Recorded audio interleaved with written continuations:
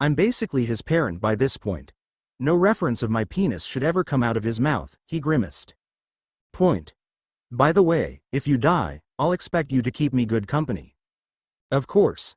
I'll take over as the leader of the ghost population in the castle and make you my consort. Really? Sure. Now, if you will excuse me, he jumped off after Harry. Chapter end notes. Okay, so, next chapter should be the end of the second year. Third year is going to be challenging, I'm not going to hide that fact, but I will have a lot of freedom to work it, too. I may also do some world building for this universe, but I'm not letting it get too far. So, please comment, guys. There is a lot of story for me to write yet, and you might just give me some ideas, too. By the way, for those who follow my collab FIC, names don't have to separate us, expect a new chapter in around 2 weeks. Snake Sounds, by Merlin. This place needs an interior designer. I kind of like the aesthetics of Final Boss Dungeon. The giant snakeskin back there is a nice touch, too. Morgan considered that for a moment and eventually nodded, conceding the point. It wouldn't hurt to add some, green flames or something. It's not like it's hard. He lifted his hand and conjured a small green flame in the center of his palm. Oh, that's not an illusion? Harry asked in wonder. Nope. Just an easy fire conjuring spell, with a slight alteration to change the color. As he said that, the fire changed to light blue. How do you do alterations to a spell like that? Morgan hummed. Well, that depends on the spell, actually. It's a by case thing. Some spells you can write down in terms of mathematic formulas, using numeric systems that are developed solely to explain magic. This is actually part of a branch of magic called arithmancy. This is especially true for transfiguration, which requires a slightly more scientific approach, as ironic as that sounds. There are some spells that you change by simply willing it, although here we are. The pair stopped before a massive door with locks in the form of snakes. Morgan examined it for a couple of seconds but ultimately turned to Harry. The boy nodded and hissed the order, unlocking the gate for them. As the two of them stepped forward, they took in the change of scenery. The columns with the form of snakes were a nice improvement, though. The gigantic statue of Salazar Slytherin himself received them when they stepped into the main chamber. And people call me a narcissist? Morgan scoffed before his eyes trailed down, perking up when he realized that his cousin along with the girl the pair had come to rescue were both slumped on the floor. His eyes also caught sight of a figure under a disillusionment charm, but he didn't let himself linger. Harry rushed toward Theo and Ginny, taking in their extremely pale faces with some dread. Are they dead? Not yet, answered a disembodied voice. Master, you heard that, too, right? I mean, your sanity is questionable, but you haven't mentioned anything about voices in your head, I think. Why would you be able to hear voices in my head? Why wouldn't I be able to hear the voices in your head? Morgan paused at that but conceded the point for now, again. It wasn't any of that either. Finally, the person under the charm revealed himself. Morgan tilted his head with curiosity, his eyes revealing that the boy, no older than 16 years old, was half a magic construction and half flesh. His magic was the same as the one that had been in the diary Horcrux. Tom Riddle, I presume? Harry asked. Hello, Harry. I have been wanting to meet you for a while. Tom's hungry stare left Harry for a second as he glanced at the young king with unconcealed curiosity. And who might you be? I might be King Morgan Pendragon. I might be Mariah Carey or even Edgar Allan Poe. You aren't likely to find out. Tom tutted and looked him up and down. You look more like Minnie Riperton to me. I could have sworn he was Cantinflas, mused Harry. I will neither confirm nor deny that I'm actually Aretha Franklin. Morgan shook his head but pressed forward. Why did you want to meet Harry, anyway? Why, isn't it obvious? I was curious, you see. Dear Ginny was so forthcoming with her silly troubles, about the great Harry Potter falling in love with some boy, about how she wanted to be able to stand a chance. Of course, I listened, I was the friend she needed. And as she told me more, she gave more of herself to me, until she couldn't fight me even if she had wanted. Why bring Teddy, then? Harry asked. Tom shrugged. I thought the girl alone wouldn't be enough incentive to make sure you came. Although she tried to resist me, I must admit. Held me back for 2 whole weeks before I could force her to drag the boy here. Valiant effort, but useless in the end. Wow, incredible. A little girl was able to resist your possession attempts, Harry deadpanned. You must be very proud of yourself. Very much so. Whether the shade caught the sarcasm or simply decided to ignore it was unknown to both Harry and Morgan. Well, fine, you have me here. Now what? Did anyone ever tell you that you have a filthy mouth? Riddle asked before looking at Morgan. You are an adult, aren't you going to say anything about it? Morgan smirked proudly. Who the do you think he learns it from, Wankstein? The shade was suitably taken aback. There's no need to be so rude. Why don't you go and cry to your mama about it? Oh, right, you don't have one, Harry taunted, momentarily ignoring that he was also an orphan. Neither do you, you twat. Eat my balls and choke, you jobby-flavored fart lozenge. If Hagrid or McGonagall had heard that, they would have choked on their own tongues. Maybe Morgan would have to show them the memory later. Their reactions were bound to be worth it. Enough. I wanted to assuage my curiosity, but you were impossible to deal with. He turned to the giant statue and spoke in Parseltongue. Speak to me, Slytherin, greatest of the Hogwarts Four. Dramatic bitch, answered Harry, also in Parseltongue. Harry, close your eyes, now, Morgan commanded, correctly assuming that Riddle was summoning the basilisk. The shade watched as the king pulled the boy behind him and focused on the enormous snake that looked over them. As the king of serpents looked down on its intended victims, Tom focused on Morgan as the human monarch's eyes started to change from purple to a very bright pink. Man and creature looked straight at each other. Morgan raised an eyebrow. How? Asked the shade, but only received a teasing smile in response. Deciding it didn't matter, he gave the basilisk its text order. Kill them now. Harry. Tom turned to see that the boy had moved when his attention was diverted, and he was now crouched down between Ginny and Theo. In his hands, he held the diary Horcrux.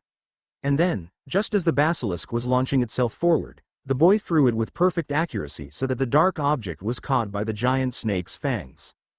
Morgan dodged it, and the basilisk ended up only biting the diary. Gallons of ink and a foul dark smoke started to gush out of the destroyed object just as Tom let out an inhuman screech and dissolved into the air. The giant snake trashed, stopping its attack in favor of spitting out the ink. Immediately after the destruction of the Horcrux, Ginny awoke, sitting up abruptly. Her gaze was unfocused, even as she looked to her side where Harry was trying to bring Theo back to consciousness. Morgan moved to stand in front of the children, even as he whispered instructions into Harry's mind. The boy placed his crush on the ground gently and then stepped to his master's side. Keeping his eyes closed, he spoke in Parseltongue. I have bested your master. By right of conquest, I claim you as my prize. The basilisk had stopped moving as soon as the words registered. Normally, as long as the one its master was bonded to it, it could only listen to them. With the bond broken and Harry being the one who had ultimately caused Tom's defeat even by technicality, he had the right to bond with the basilisk then. Listen to me, Vahal, for I am now your new master. Harry felt the bond forming, and he also felt the creature trying to resist for a moment before it finally settled. Is it done? Morgan asked. Yup. His name is Vahal, by the way. Came to me when I was trying to bond with him. The king nodded. Can the eyes be turned off? He hummed when he felt the pressure he had been feeling as his own talents fended off the basilisk's killing gaze disappear completely. Mental commands. Super easy now that I have experience with legilimency, Harry smiled at Morgan. Nicely done. Morgan rubbed Harry's head with one hand as they both turned around toward the ones they came to rescue. I'm proud of you.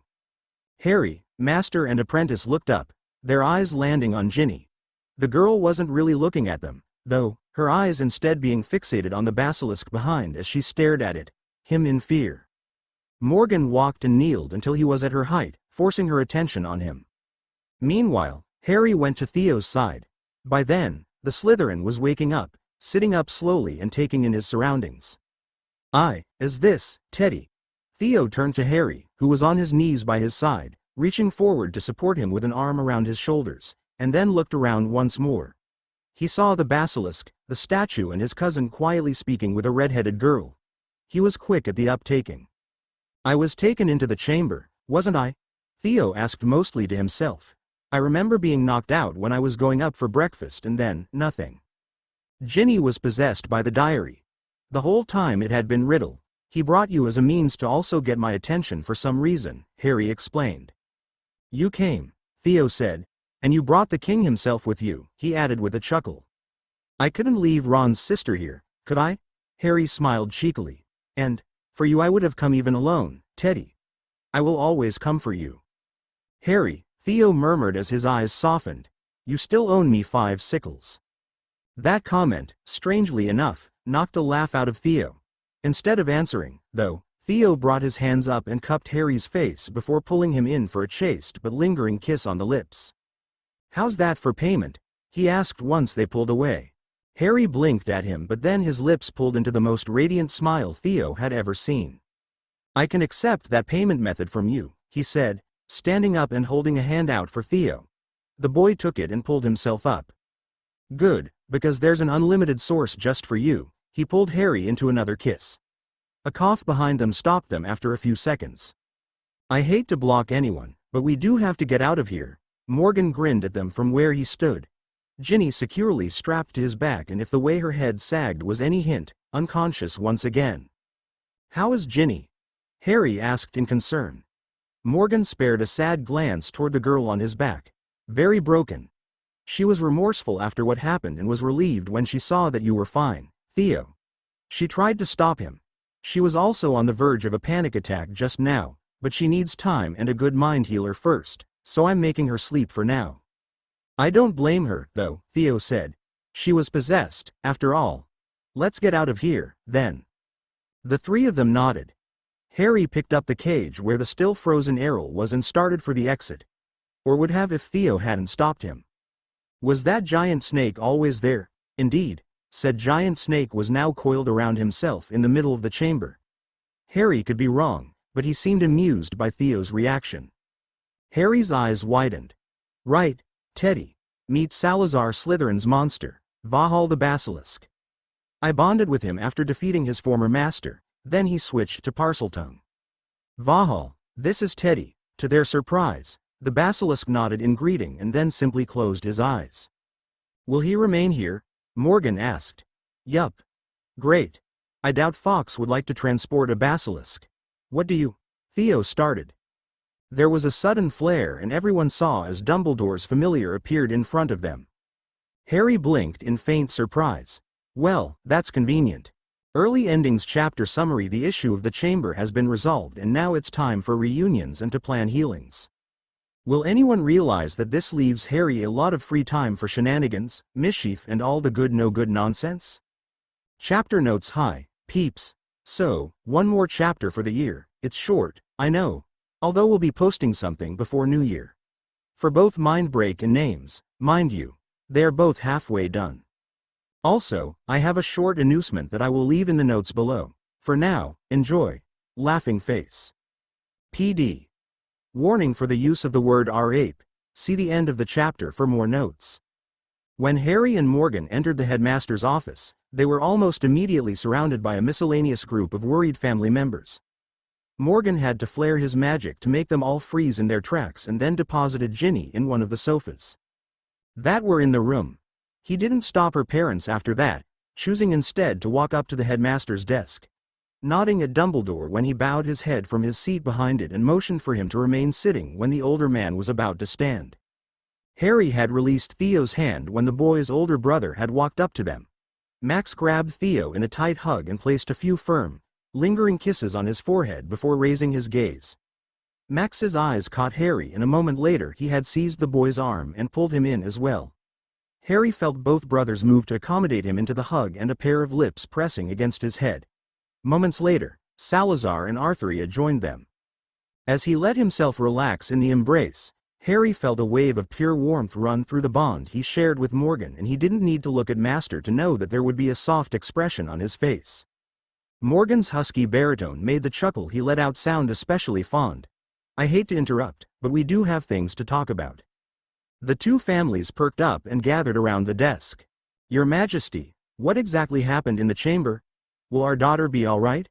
Arthur Weasley asked, nervous but respectful. Molly hadn't left Ginny's side, but no one was about to blame her for that. Morgan motioned for Harry and the boy handed over what remained of the diary after Vahal had spit it. This is the diary of one Tom Marvolo Riddle. It had a powerful compulsion charm which, I believe, was the reason Ginevra was unable to resist writing in it. It was also a Horcrux. He dropped the object on the desk and proceeded to tell everyone what had happened in the chamber. Everyone listened in rapt attention, the Weasleys shivering in terror when he described what the purpose of a Horcrux was. He only stopped to let the children add what they had discovered. "Your Majesty," Molly called once the retelling was over. "Do you know who this, Tom Riddle is?" Morgan glanced at Dumbledore, who nodded in agreement. "Tom Marvolo Riddle is the name of the boy who eventually became Lord Voldemort," the old man explained, ignoring the way the Weasleys shuddered. "He was a traumatized orphan who was scared of the idea of death. His fear twisted him until he became what he is now." Morgan sighed and Harry felt a sense of dread through the bond. "I saw how the diary reached out when it was destroyed. He made more than one Horcrux. That is a horrifying idea just to consider, let alone to know as truth," Dumbledore said gravely. "Were you able to glimpse how many soul pieces there are?" Morgan nodded. "Currently existing, as far as I was able to see, 6. The connections are only briefly revealed when the Horcrux is destroyed, although with an intact one, I will be able to potentially track down the rest and even the remnants of the original soul." Harry wondered at the wording Morgan had used. It was like he had one of Voldemort's Horcrux available, but that didn't make a lot of sense. He would have to ask at a later time, however, since the king didn't come out and say it. "I have one question, though," Molly asked from her place besides Ginny. "How did my daughter acquire that nasty thing? You know who wouldn't just leave it anywhere, would he?" "I can scry her mind later, Madam Weasley, but I really would prefer to let her rest for a few hours instead," Morgan offered and then turned to Max. "Please arrange for a healer of the Royal Healing Guard to be appointed to Ms. Weasley." Arthur had to jump at that, hastily saying, "Your Majesty, we couldn't possibly." The father momentarily faltered under the incredulous stare he got from the younger man, but he amended quickly. "My family could potentially afford a healer in St. Mungo's, but we simply don't have enough money to pay for a member of the Royal Healing Guard." As much as he was ashamed to admit it, it was simply the truth and he couldn't put his family under such a debt. The Royal Healing Guard were medical specialists that served directly under the Crown. While originally they only had duties with the royal family, the Royal Armed Forces and the noble houses, their services could be acquired through the Camelot Royal Clinic, but it was ridiculously expensive for the average person.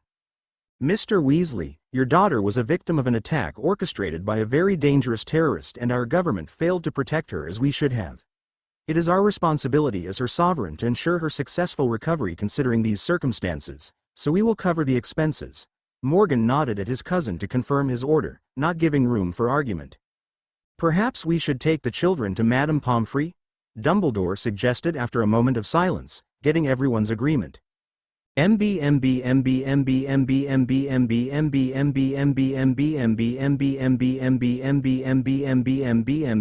Morgan's entourage had brought some Mandrake's draft, so along with Theo and Ginny, who were under observation, the hospital wing was being occupied by the students that were recovering from the effects of being petrified.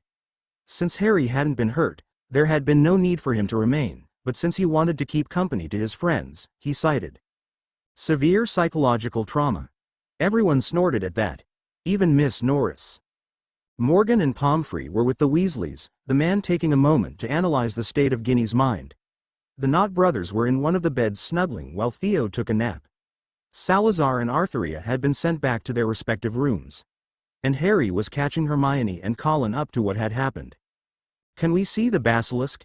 Hermione asked. "I think it would be really interesting to see such a powerful creature in a safe environment, don't you boys think so? You said that its stare can be turned off? How does it work? I also read that their venom is incredibly corrosive, to a degree that it can destroy even powerful magical artifacts. Can you imagine?" "Hermione, you need to breathe," Colin interrupted. "Also, do you think that a safe environment means Harry in control of a 60-feet basilisk, in an enclosed space full of people he would happily sell for chocolate?" Colin loved Harry, really, but as much as he hero-worshipped him, Colin wasn't stupid. "You're probably right," Hermione didn't even hesitate to agree. "Excuse me?" demanded Harry incensed. "I totally wouldn't trade my schoolmates for chocolate. I'm not that cheap. I would definitely ask for more variety of food and even some clothes and jewels. And I wouldn't sell them all. I would send only half and the other half I would sell by pieces. Better, longer-term profit like that." Across the hospital wing, The other students who had been recovering were sending Harry terrified looks as they huddled in their beds shivering. The worst part is not knowing if you could get away with it. If I decided to do it, you would never find out, anyway. All the conversations stopped when the hospital wing's door burst open, allowing entrance to a nondescript Royal Guard entrance. She quickly closed in on Morgan and then leaned to whisper something into his ear.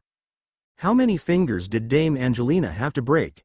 He questioned out loud. He moved his hands away from Ginny's head, and it was then that Harry noticed the residing pink color that was glowing in his eyes. The boy frowned at that. She didn't have to, but she broke 4 anyway, Morgan snorted. Right, Mr. Weasley, Mrs. Weasley, I'll be sure to have a full diagnosis later. Ginevra will need time to recover, but if the correct steps are followed, she will be able to resume a regular schedule for the next school year with absolutely no trouble. Standing up, he directed a gentle smile to the parents. You have raised an outstandingly strong and special daughter. Be very proud of her. Now, I have another mind I need to break instead of heal. As he left, Harry couldn't help himself and tapped into their bond. He received a response immediately. Any other person and I would have just put them out of their misery. Master? Harry questioned in concern. She weathered mental attacks that would have left people thrice her age as raving, homicidal lunatics. She fought him, fought the possession, used every ounce of strength she had, so the most that would happen was that the victims would only be petrified, and if it had been any other weaker entity, she would have been able to fight off the possession by herself eventually. She almost did, when Riddle decided to target Theo, but was ultimately too inexperienced and Riddle was entirely too powerful for her. Somehow, that made Harry feel better. Ginny had tried. She didn't want to hurt Theo or anyone, but it had been too much for her. Will Ginny recover, though? Yes. And I will ask Dame Duracha to train her in occlumency after she has healed enough. It will do her good. Is she a natural occlumens? No, and neither is she a natural legilimens like you. Just very stubborn and, apparently, a quick and sneaky enough learner that she picked it up a little while he basically raped her mind. Dame Duracha had a close enough experience, so she will be a good teacher for Ginevra. Isn't Dame Duracha the one who was banned from entering the Iberic Empire? Yes. This will be awesome or catastrophic, and I will enjoy every second of it. Bets on which professor will have a nervous breakdown by this time next year? No, thanks, Master. I prefer to enjoy the mystery. Chapter end notes. So, did you guys, gals and pals enjoy that? Let me know. Next chapter is going to be fun. Since the main issue of the second year is resolved, I will be able to focus a little on the delicious crack we all love. Also, I have to add, I like Ginny and I'm perfectly fine with her and Harry's relationship in canon. Sure, I would have preferred Luna or Cedric, although I also love the Harry-Luna friendship. But it's whatever. I'm not Ginny bashing here. Ginny and Harry will have a close and healthy, between themselves, everyone else should fear for their own mental health, relationship based off a strong friendship. Also, my little announcement. Next year, I will start posting a new project of mine, so far unnamed. It's very much an experimental original fic, and it will be very, very sex and smut oriented and very, very gay. Although it will also be plot heavy, with adventure, romance and all the good shit. You have been warned. What's it about? I don't know if I want to tell you just yet. Smiley face. The Boardist chapter summary. Voldemort defeated for the moment.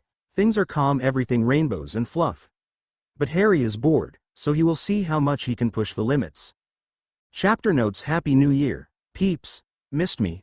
I sure did. So, this chapter actually marks the ending of second year, with Harry's boredom-filled shenanigans. This chapter was surprisingly hard to get done, I have to admit, because I didn't want to go over the top just yet. Still, I hope you enjoy it. See the end of the chapter for more notes. Harry was bored. Ridiculously bored. So bored. Absolutely bored. Very, very bored. The boredest. Harry, that's not a word, called Hermione as she looked over his messy scribble. To be fair, Harry had finished his homework half an hour ago and he, Hermione and Theo were waiting for Arthuria, Ron and Neville to finish. Hermione had been looking over Colin's Charms essay and Theo was heavily invested in the book he was reading. The only thing keeping Harry relatively sane was Theo's light hold on his hand. I bet I can make it so they added to the dictionary, Harry answered, tilting his head to the side in thought.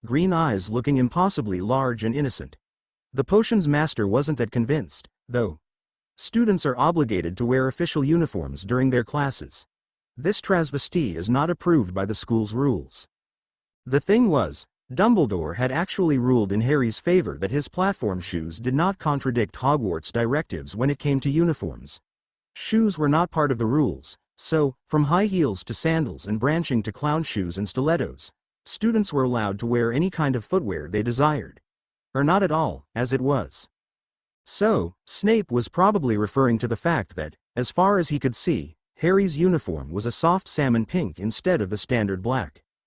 "Professor, I know I have bad eyesight, but even I would have noticed if something was wrong with my robes. Don't try to play games with me, you insolent child.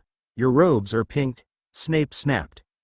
Harry raised an eyebrow, completely unintimidated. "My robes, as anyone else in this room can corroborate, are black, sir. And I'm not sure I like that tone of voice," and now the man was turning a delightful shade of red.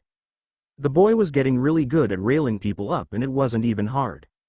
Honestly, he hadn't even been sure the illusion would work on Snape.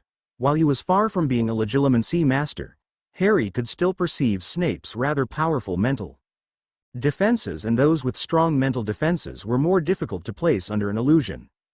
Of course, Morgan had taught Harry how to bypass those hurdles, and maybe the king was actively helping Harry reinforce his illusion since the man was already bored in his diplomatic meeting in Russia. Though to be fair, the Tsar and Tsarina were just as bored. The Russian minister for magic was remarkably dull. "Professor," came Theo's voice, and it wasn't the warm, calm tone or the soft, sweet one he used for his family, friends or Harry, but a gallant and cutting tone.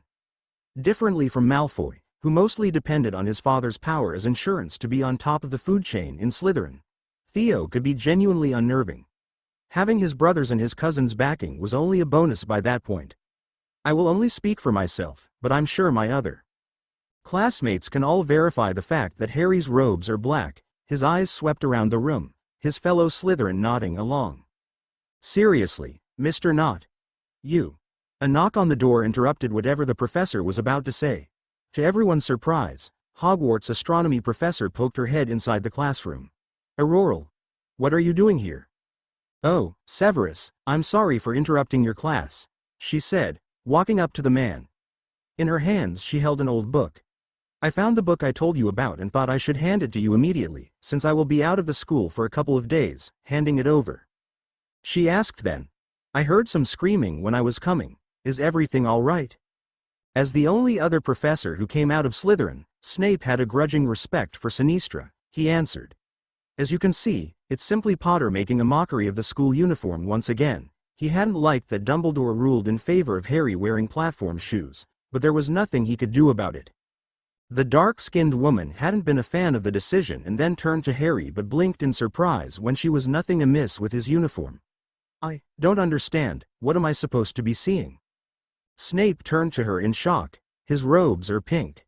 Severus, are you okay?" "I can assure you, his robes are black," she insisted. "As I said," added Theo.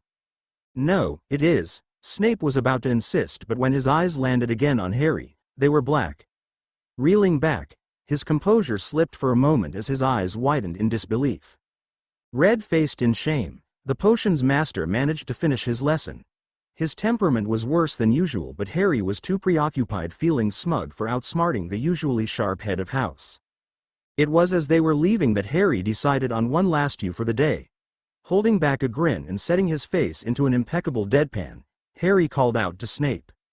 Once almost murderous black eyes were locked on him, Harry said. It was salmon, not pink, and swiftly walked out.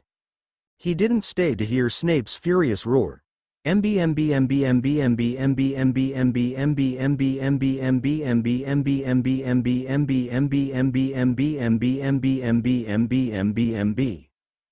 are you doing? Came a voice from behind Harry. Harry turned around, finding Ginny looking at him with an odd expression. 3 months after the chamber fiasco, the red-headed girl had been gaining herself back. Sure, there were times when Harry noted how the girl would start to lose herself into her own head, but the exercises she had been learning from Dame Duracha seemed to help more than ever. I'm stretching? Yes, I can see that.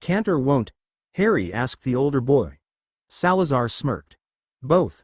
I can't because Morgan is actively blocking access to the information from within our minds, and won't because I wouldn't tell you anyway. Harry gasped exaggeratedly, hands going to his chest and all. You dare betray me so? Whatever makes you think I was on your side in the first place? Salazar's declaration was answered by Harry taking out a small, white glove and slapping the prince's face. Harry stared at him silently, green eyes boring into purple in challenge. He didn't use legilimency, well aware that Salazar was leagues above him when it came to the mind arts, but he didn't need to. His gaze promised retribution by itself. And yes, Harry was aware and perfectly fine with the fact that he was exaggerating. It was only after the older teen gulped at the silent guarantee of vengeance if he attempted to get retribution that he diverted his attention elsewhere. Taking Theo's hand and threading their fingers, Harry walked forward, pulling the other boy along to where they could have some privacy to talk, as Harry wanted to ask him something. Are we boyfriends? Any other person would have been startled or even offended, but Theo only smiled and raised an eyebrow in amusement.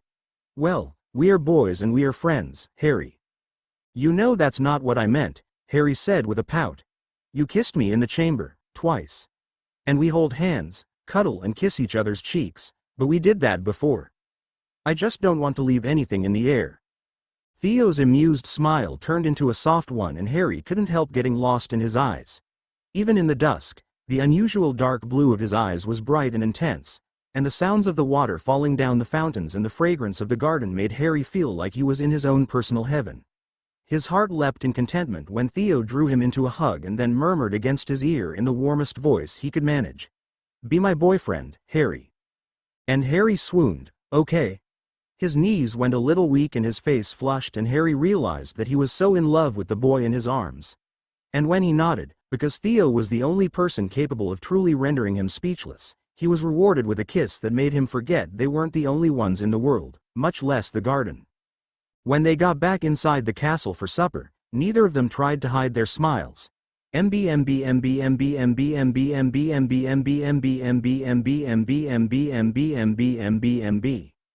Everyone, this is Princess Viola of Dahomey, Great Mother and General of the Minnan. Morgan finally announced after dessert, much to everyone's shared annoyance. He knew, as everyone knew, he was breaking all the rules of the protocol with his behavior, but no one was going to point that out. No one was brave enough. The Kingdom of Dahomey is one of the closest allies Camelot has in Africa, and Viola is a close friend of mine. Well, Harry, the irreverent little shit he was, totally would call him out if he wasn't busy making eyes at Theo. I have come to request aid with a diplomatic issue that has, unfortunately, become a little bit of a chimera, Viola added. By diplomatic issue, she means to discuss the terms of a potential war only caused by a wean of a king, and her brother being a white-livered IJIT, and how willing I would be to move my forces on their behalf.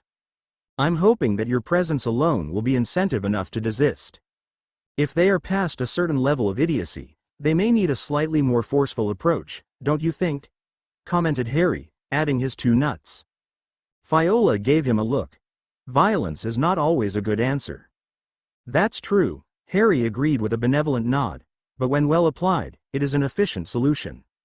Are you sure he is not your child? She asked a proud-looking Morgan. Not by blood, he said. By the way, summer plans, we haven't talked about them. I obviously have to prepare to win a war, and Sal and Max will be temporarily taking over some of my duties, so their summer is full. What about the rest of you?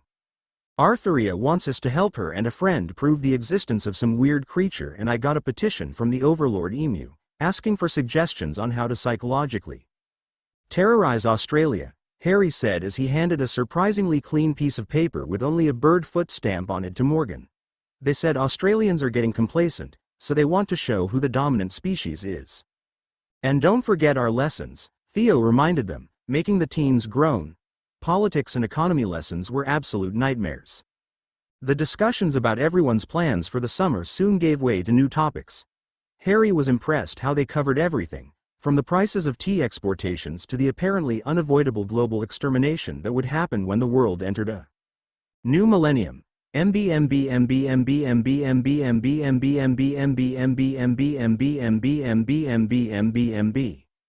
The weeks of summer went by quickly and with little to note.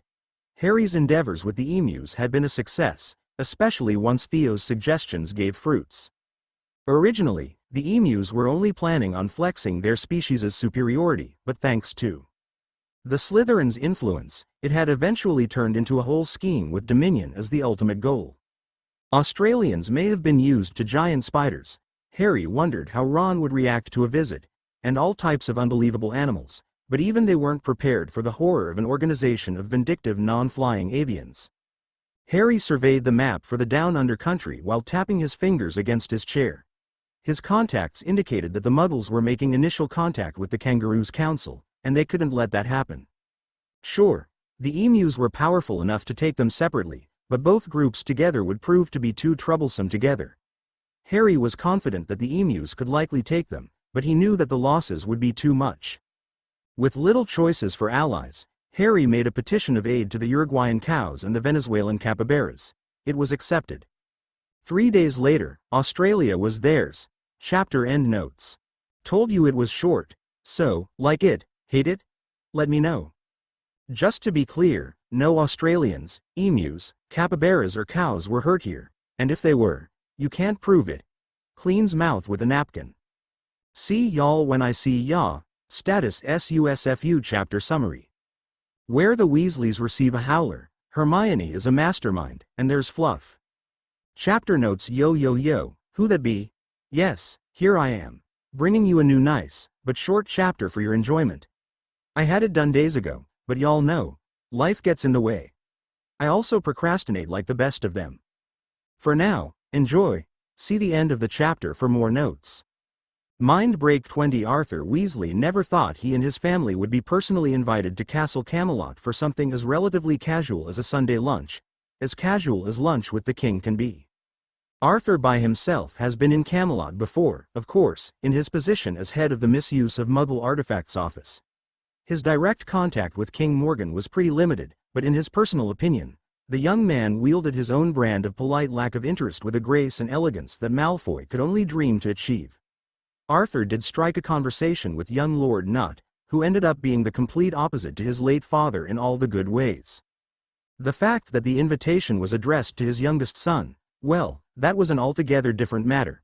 Sure, the invitation wasn't exactly from the king himself, but it was still an invitation to Camelot. It had been a cluster, Arthur thought, even if he normally didn't voice such profanity, just 3 days ago. Molly had been running around like a headless chicken, trying to fix those horrid, miserable robes his wife continued to insist were presentable, almost drilling Ron to learn the finer points of etiquette for a formal meal with royalty, despairing over who would take their son there and other thousands of inconsequential things considering that the letter had been surprisingly informal. Ron had resolved the issue by writing to Harry, who had responded in a most ironic fashion. A howler.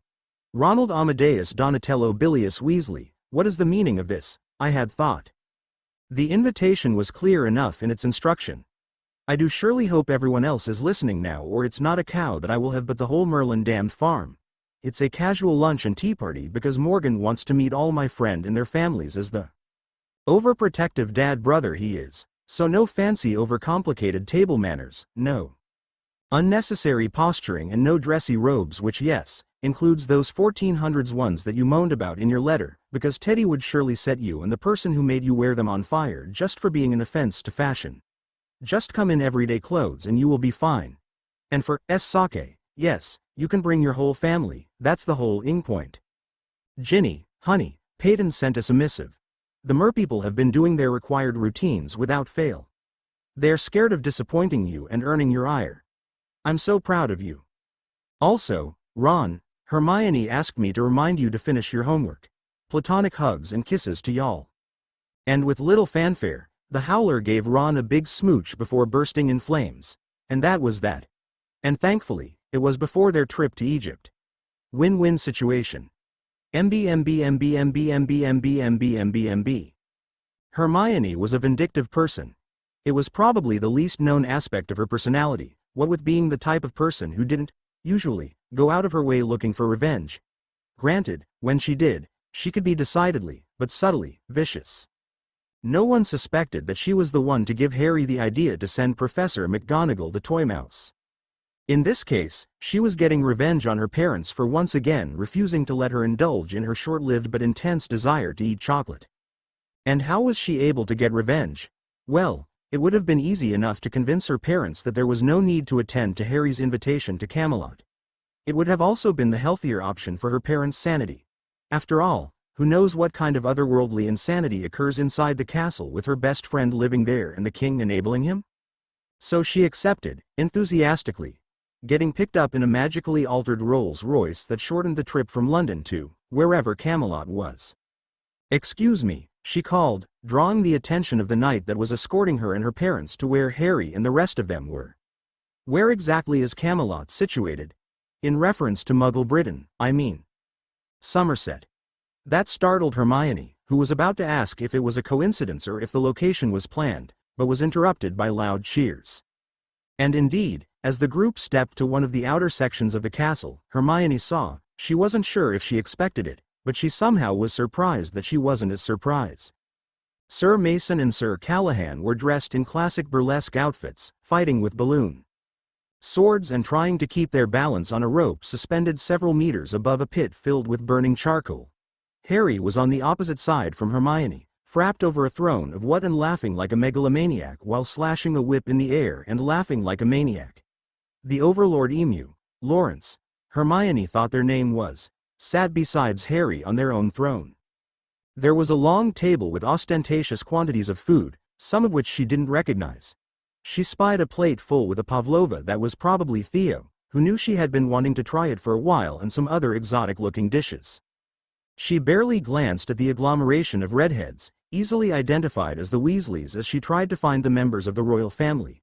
She did see that Ginny and the twins were cheering on the duel, with Percy and Mr. and Mrs. Weasley staring at it in confused fear. Now, where in blazes was the actual royal family? As if to answer her, the way too familiar sound of explosions sounded from somewhere in the castle. That left two questions in her mind.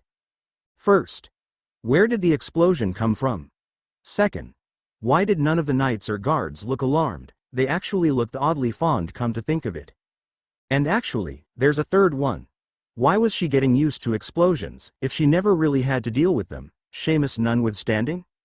"Mum, Dad, my friend Ron and his family are over there.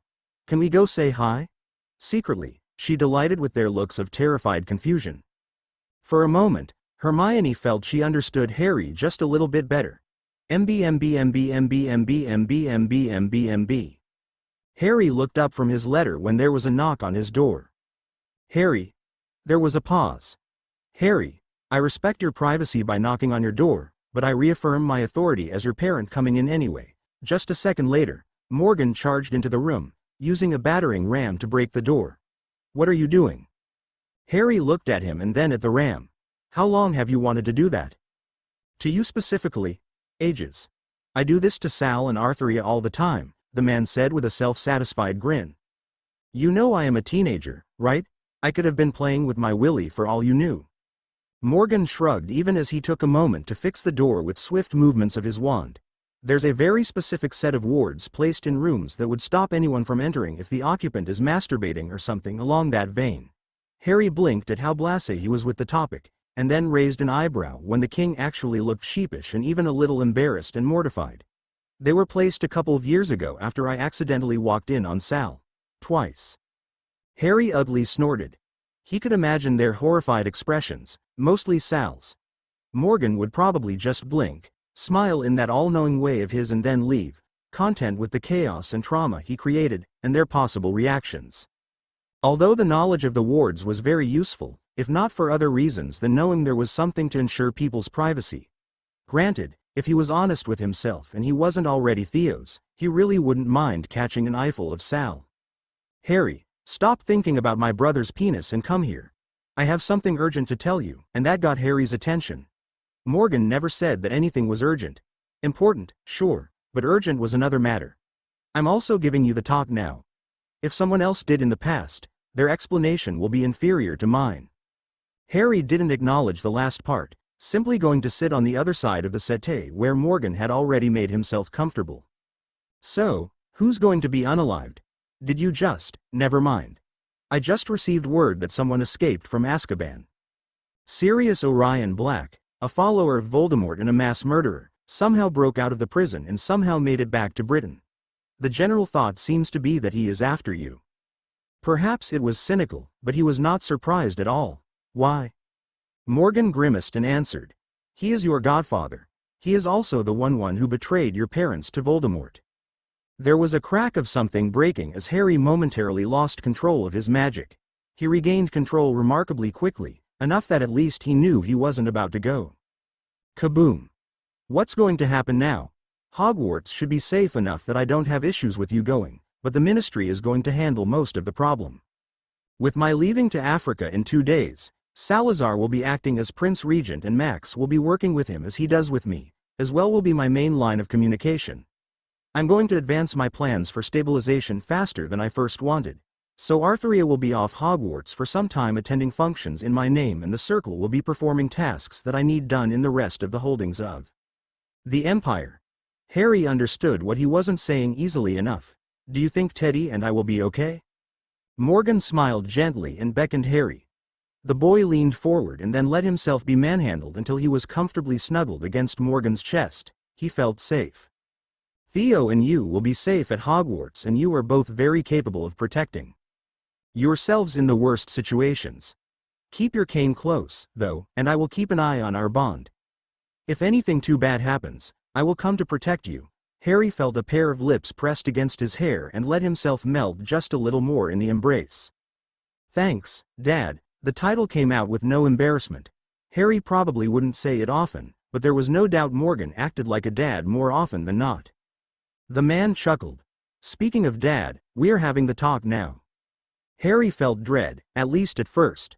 But, despite Morgan not being clinical and perhaps being just a little too graphic and detailed for most people's comfort, the unimpressed and unashamed way Morgan spoke about all the gritty facts of life actually amused and helped Harry relax enough that he even asked questions.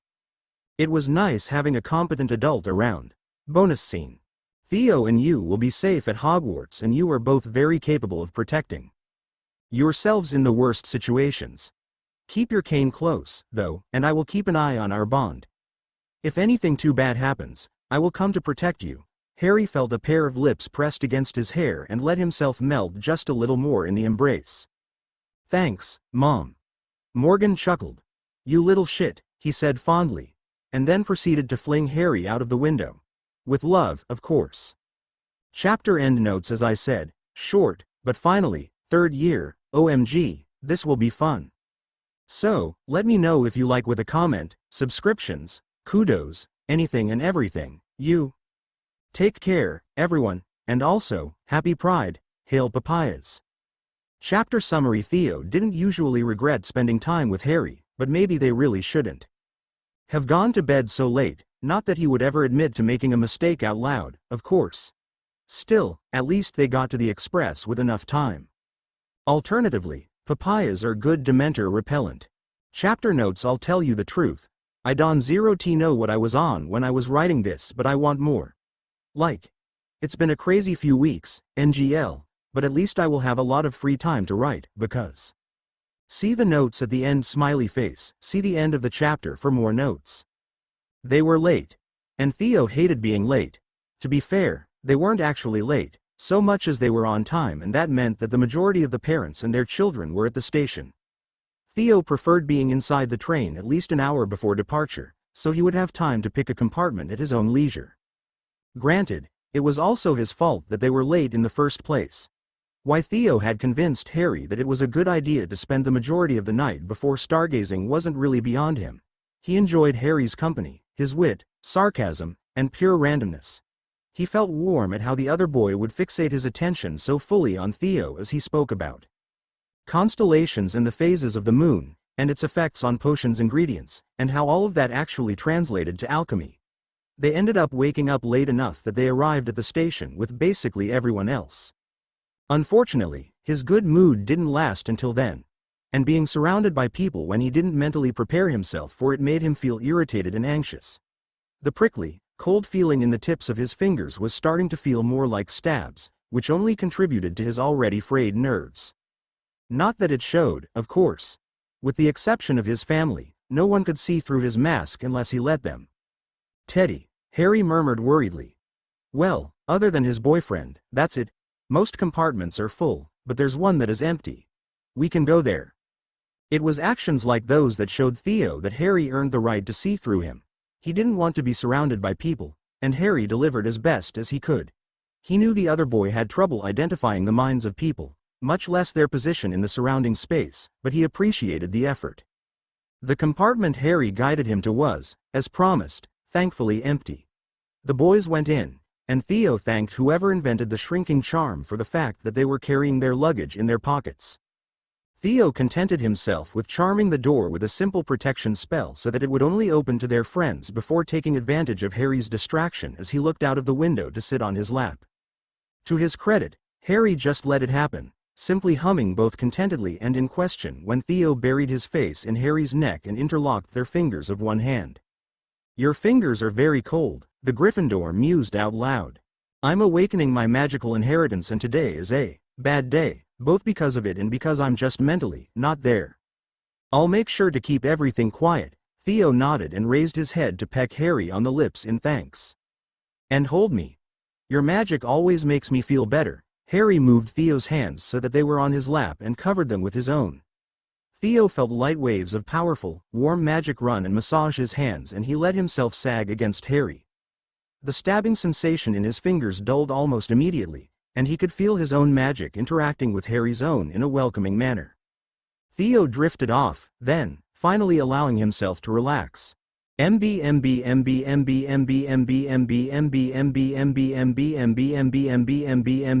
MB. Theo woke up several hours later. He was comfortably still on Harry's lap, with his boyfriend's fingers playing delicately through his dark hair. He straightened a little, but he was in no hurry to get up. Theo took note of the people that now filled the compartment. Colin was pressed on Harry's other side, next to an unknown boy who Theo would bet is the younger Creevy brother. Next was Weasley, who was sharing an upside-down magazine with a blonde-haired girl Theo knew he had never met but that he had seen gallivanting around Hogwarts halls, and come to think of it, he remembered her as the young Ravenclaw girl.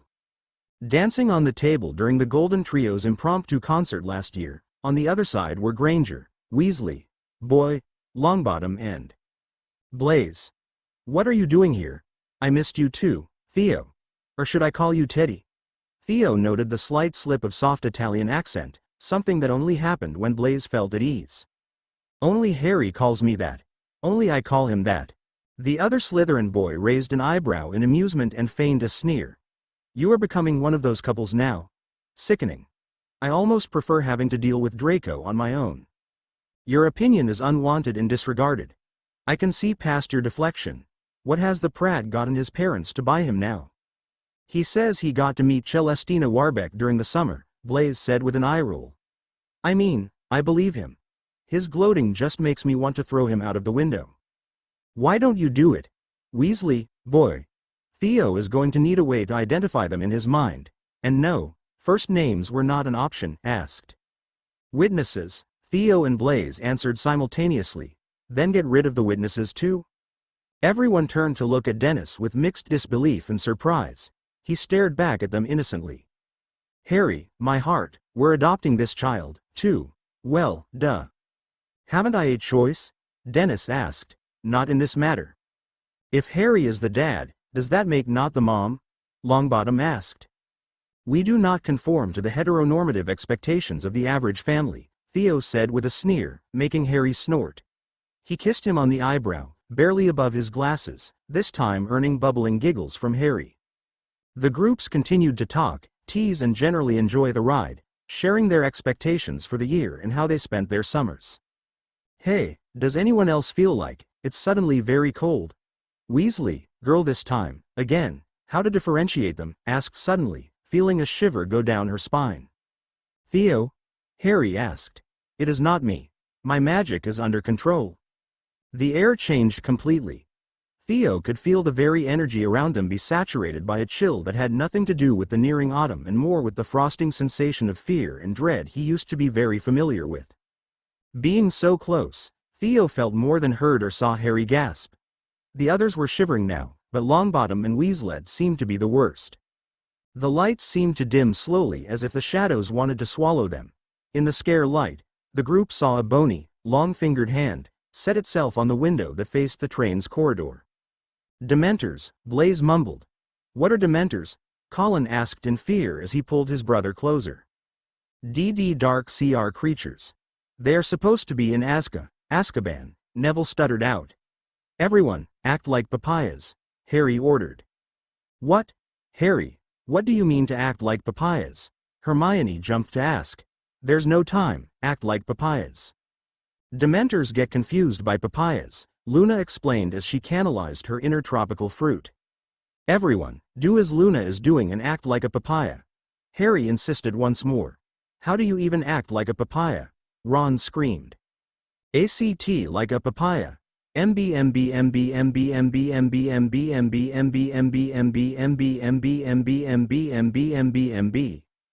Bonifacio the Dementor was having an average day.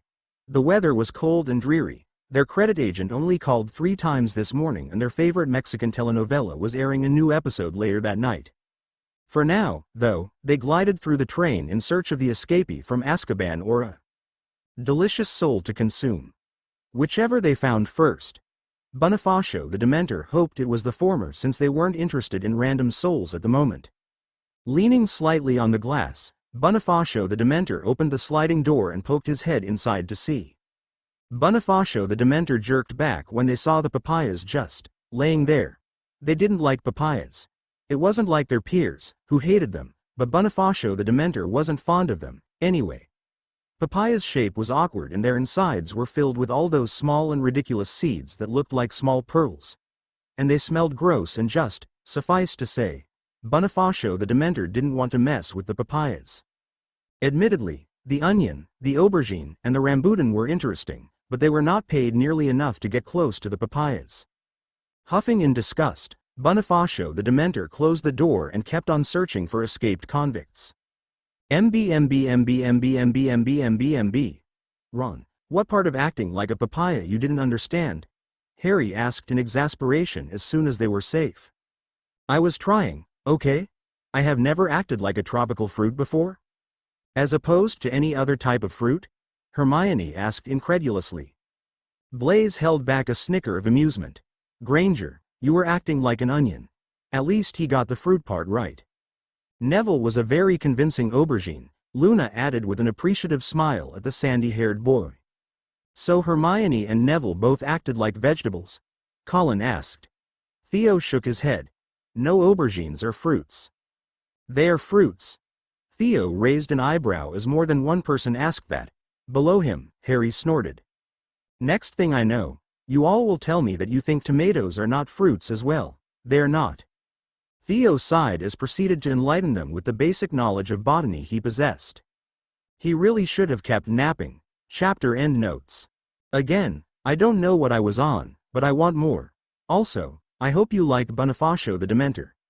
They were going to appear a couple more times, and yes, they're non-binary. As for the reason I will have more time to write. I quit my job. It was doing a number on my mental health and on my time to focus on my own things. Therefore, I will focus full-time on my writing, and I mean my own stuff, not just fanfiction. So, I'm arranging everything right now, and if you are ever interested in my original work as an author, let me know and I'll see how to make it available for y'all. Have a great day, afternoon, evening or night, everyone. Remember to drink some water and eat something if you haven't today and take care. Smiley face Muok asterisk. Bedazzling Beginnings Chapter Summary. A new term starts with electives, a lecture, and glitter. That's it. Chapter notes. I don't know how this chapter came so fast, considering that I'm going through a kind of writer's block, but here it is. Now, I don't think this one is up to my standards exactly. Harry, what standards? Okay. Listen here you little shit. Harry. Mr. Dr. Professor Littleshit to you, cheap ho. Cheap. Alright, that's it. Swings axe. See the end of the chapter for more notes. To our returning students, welcome back, and to our new ones, welcome. Harry stopped paying attention instantly. He didn't say anything, but despite his clever response to the Dementor's presence, he was still somewhat affected. The memory, for he knew it was a memory, of a flash of green light and the scream of a woman weighed heavily in his mind. Wanting to distract himself, Harry used a charm to discreetly change the color of Ron's hair from red to green and silver strand by strand. His eyes caught the Weasley twins, who instantly recognized the mischief, and gave him thumbs up. Now, for the sorting. Harry focused his attention on the group of first years entering the Great Hall. Did we look that tiny and scared? Harry asked. You are still tiny, Neville said. Harry gasped at the audacity. You bitch. Both of you keep quiet, Hermione hissed. The proceedings continued. Harry noticed that this group of new students was slightly larger than his own or even the one that came after.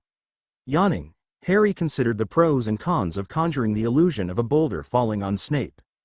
Instead, he was distracted by a waving Sybil. The Divination Professor was chewing on an onion as if it was an apple, drawing concerned glances from her peers. The fact that she hated onions but was keeping an act for the laughs was something Harry could respect. Creevy, Dennis, and there was a name Harry actually gave about. Feeling a nudge from Colin, Harry smiled as the younger boy had the hat placed on his head. When 3 minutes passed, Dennis pulled out a nail file and sat in a more comfortable position. It took 3 minutes before the hat jolted as if surprised before it bellowed. Slytherin. The boy walked nervously to his new house, probably seeing some of the ill-disguised dark looks being sent his way.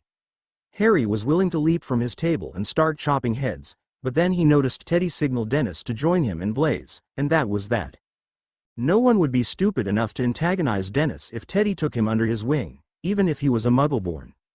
Yay, Dennis! Harry and Colin celebrated, dutifully ignoring the betrayed looks from many of their Gryffindor peers. And Harry stopped paying attention once again and went back to fantasizing about Snape's demise. The potions professor saw him looking in his direction and glared.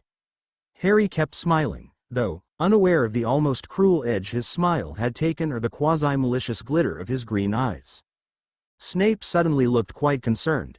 And now, there are some announcements I would like to make. Harry glared at the headmaster now, about to demand the beginning of supper at once and only being held back by a look from Hermione. I would just like to remind everyone that the Forbidden Forest remains, of course, forbidden. Mr. Filch has updated the list of banned artifacts and it can be found posted on the door of his office. And finally, we have a new defense against the dark arts professor. Please everyone join me in welcoming Professor Remus Lupin. A slightly disheveled man stood up, smiling embarrassingly at the students. What do you think this one will do?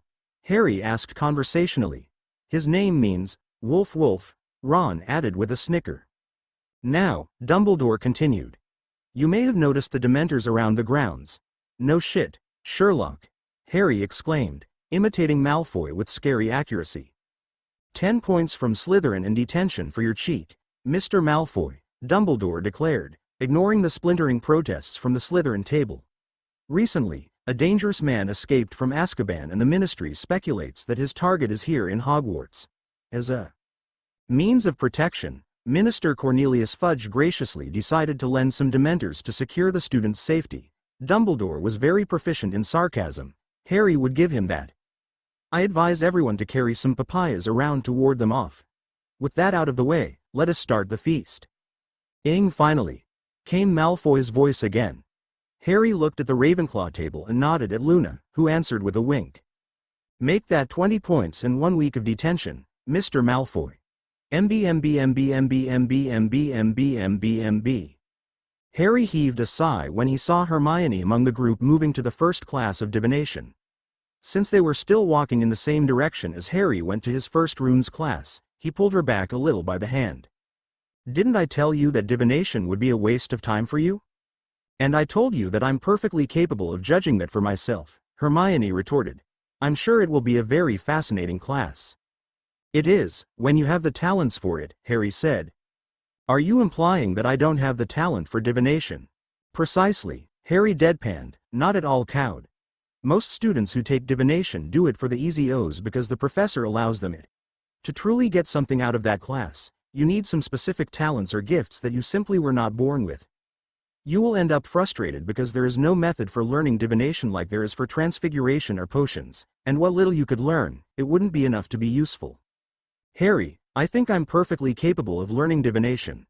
There is a reason Hogwarts offers the class for everyone, therefore, everyone, including me, is capable of learning. With a huff, Hermione walked off, following the rest of the students. Fine, but when you come marching as if death owns you money and you're about to attack them with a raving half-dead gerbil, I will be there, bedazzling and fabulous, ready to say I told you so.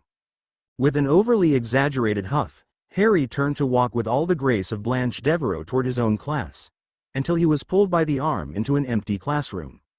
Recognizing the feeling of the magic, Harry didn't react with his stab first don't ask questions instinct. Instead, he let his face be pulled up as soft, cool lips pressed 3 swift kisses on his own. "Good morning, Teddy," Harry said.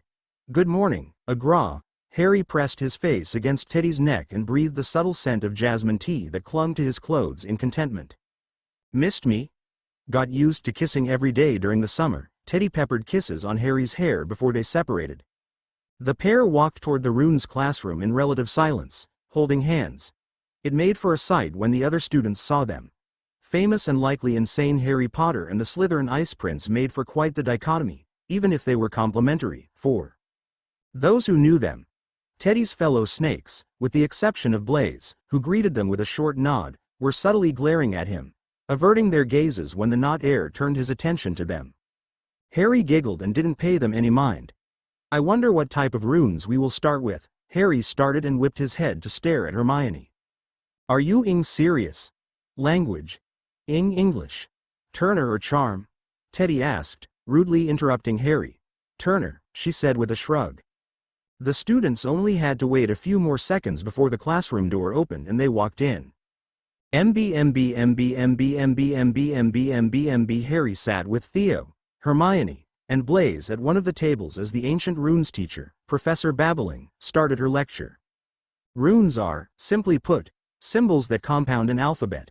They are mainly used to cast and power-specific spells for prolonged periods of time, although they can also be used for very specific tasks done in short amounts of time. A Ravenclaw, whose name Harry never learned, raised her hand and the professor ceded the turn to speak. "Professor, since you said runes are symbols in an alphabet, how is it any different from the alphabet we use now?" Professor Babbling nodded with a hum. "Fair question. Would anyone like to share their ideas?"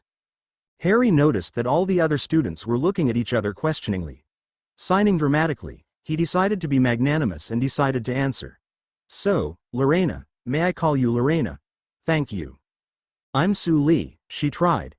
"Teresa, got it. Anyway, Linda, to answer your query, it's the same reason spoken spells are usually in old languages. Intention. Spells are made Latin, Sanskrit, or whatever because they denote specific intentions with magic coded into them to respond and perform as asked. Runes are the same, only in a physical, written form. In truth, you could cast a spell in any modern language and if you have the intention, it will work. The same thing applies to runes. If magic needed to be spoken all the time, nonverbal magic wouldn't be a thing.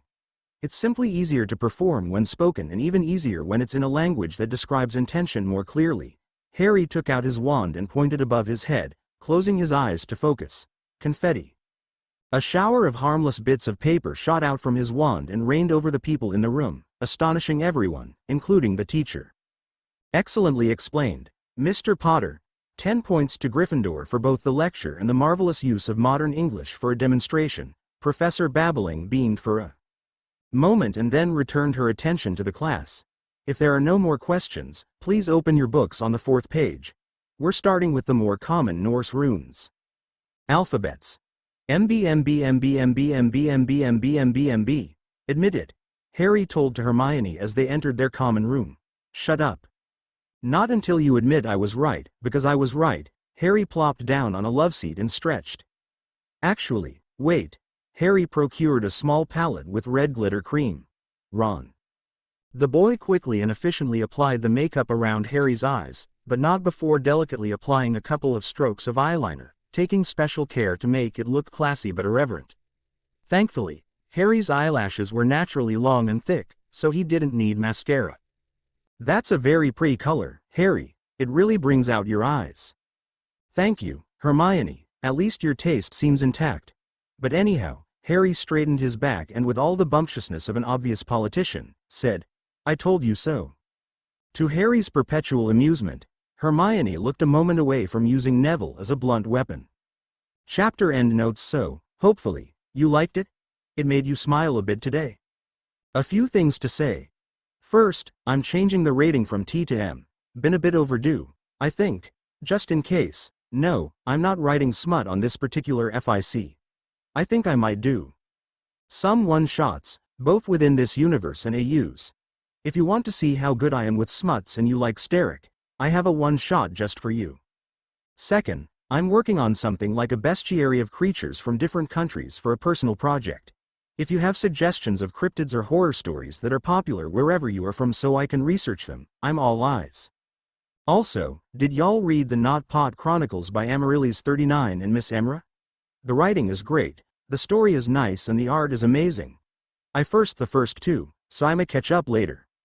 Remember to drink some water, eat something healthy and sleep a little, bye-bye. Suspecting Plot's chapter summary as Harry and his friends focus on their lives. Life in Hogwarts TM will always throw a curveball. Chapter notes. OMG, guys, gals and pals, yes, it took me a bit before I was able to write down this chapter, but I managed. Things got kinda used loosely here. Hard at home lately and even my desire to write, to do anything, really, has been lacking. I'm pretty sure I just have a hard time writing and recording at home.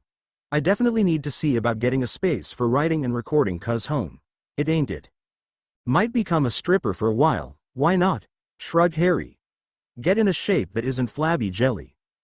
Are you body shaming me, Harry? What you gonna do about it?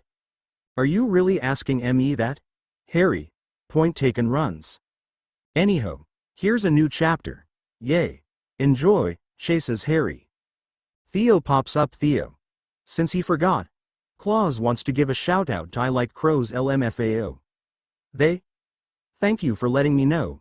Inadvertently gave him a good idea. Thank you you. GUUD Human. See the end of the chapter for more notes.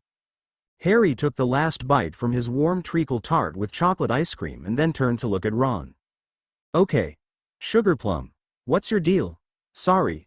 Ron asked as he looked up from his lunch. You have been fidgeting more than a recovering addict in an all-you-can-sniff convention. Harry, don't you think that's kind of insensitive?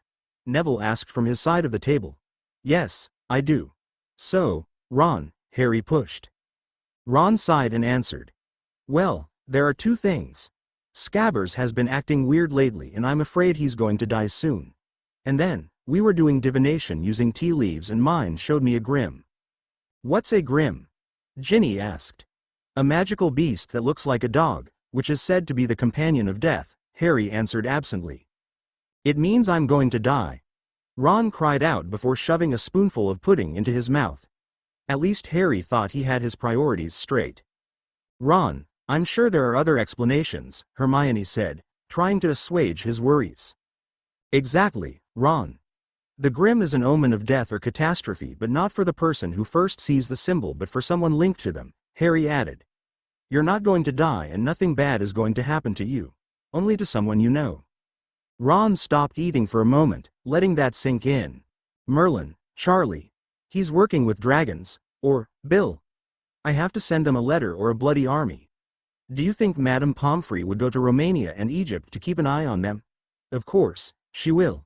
Even if I have to coerce, convince her. Unseeing by Ron, Harry smiled maliciously. Perhaps it was a little cruel to fuel the fire of his friend's anxiety but so what, it was quality entertainment. It could be one of us, you know, Hermione, Ginny, I. Harry's expression turned neutral when Ron sent him a weird look. Harry, no offense, but I would be more worried about whatever was going after any of you three than about you. His friend paused for a moment before continuing in renewed panic. Harry also didn't argue against that, since Ron had a point. He still thought he should feel offended. What if it's Neville, or Percy, Merlin? They are defenseless. I have to send Percy a letter. Neville. You're coming with me. With no further words, Ron bodily snatched Neville from his seat as if he weighed nothing and ran out of the hall. Nice going, Harriskins, came the voice from one of the twins, toasting with his pumpkin juice as a sign of respect. Thank you, George. I'm Fred, George said. Harry looked him up and down and smirked. That's what you think. No, really, I'm Fred, the redhead insisted. Oh, right, you forgot to keep track of that, my bad, I guess you can identify as Fred if it makes you feel better, his smirking evolving until it once again became a cyanide-laced smile. Harry stood up and hopped off. Literally. He started to hop toward the exit on a pogo stick. The twin shared a look with his brother. I'm Fred, right? Of course. I think so, Fred answered. Wait, no, I'm actually Fred. You are George. But how can we be sure? We were never careful keeping track. George started to panic. What if all this time I thought I was Fred but I'm actually George and you thought you were me? But if you were Fred but thought you were George and I am George and thought I was Fred, but how can we be sure that you are you and I am me? What if we are actually wrong and you are George and I am Fred? As the twins continued on their mental breakdowns, Hermione turned to her friends while chewing on her rice. Harry broke them. Nah, they're just messing around, Ginny said. George started to make baby goat sounds and Fred just stared into the nothingness. The girl blinked in mild surprise but didn't look particularly worried. I'm sure. Nothing is real anymore. Very sure. If Ginny didn't sound sure at all, no one called her out on it. MB. Half of their Dada class had gone by and Theo's surprisingly delightful good mood turned into carefully concealed sourness. Their new instructor, Professor Lupin, was knowledgeable, well-spoken, and clear in his teachings if a little hesitant. It was evident that he had some experience, perhaps as a tutor, but he was new to educating in a classroom. He was also fair to the students, encouraged questions, and smiled genuinely, even at the Slytherin students. Theo had no issues with Professor Lupin at all. He was doing his best to be professional and Theo appreciated that. The exercise with the boggart also seemed like an interesting one, even if he could see how it could backfire. Most of the students' fears were banal. It had been amusing watching the boggart turn into a Dementor when it was Harry's turn, only for the boy to immediately slap it with a ripe papaya until it went back to the box. Neville's professor-turned-streetwalker Snape boggart was funny if a bit disturbing, although the billowing floral dress was rather tasteful. Then it was his turn. The funny thing about fear was the different types of responses it incited in different people. The release of hormones usually triggers a fight or flight instinct in people. The brain becomes hyperalert, pupils and bronchi dilate and bodily functions that don't assist with survival are relegated to as secondary.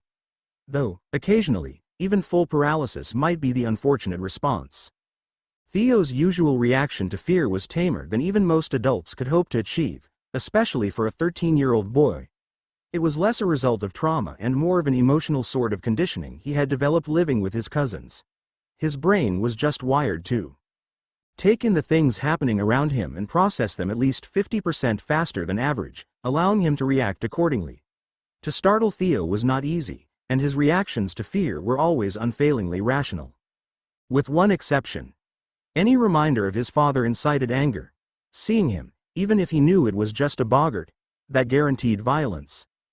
And that's how half of Hogwarts gained a glacier. MB. By Cal, Theo, how did you do that? Granger asked after Professor Lupin dismissed them. To the man's credit, he barely looked fazed by what happened.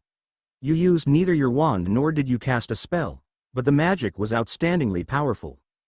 Teddy is always outstanding, Hermione honey, Harry said and placed a kiss on Theo's cheek.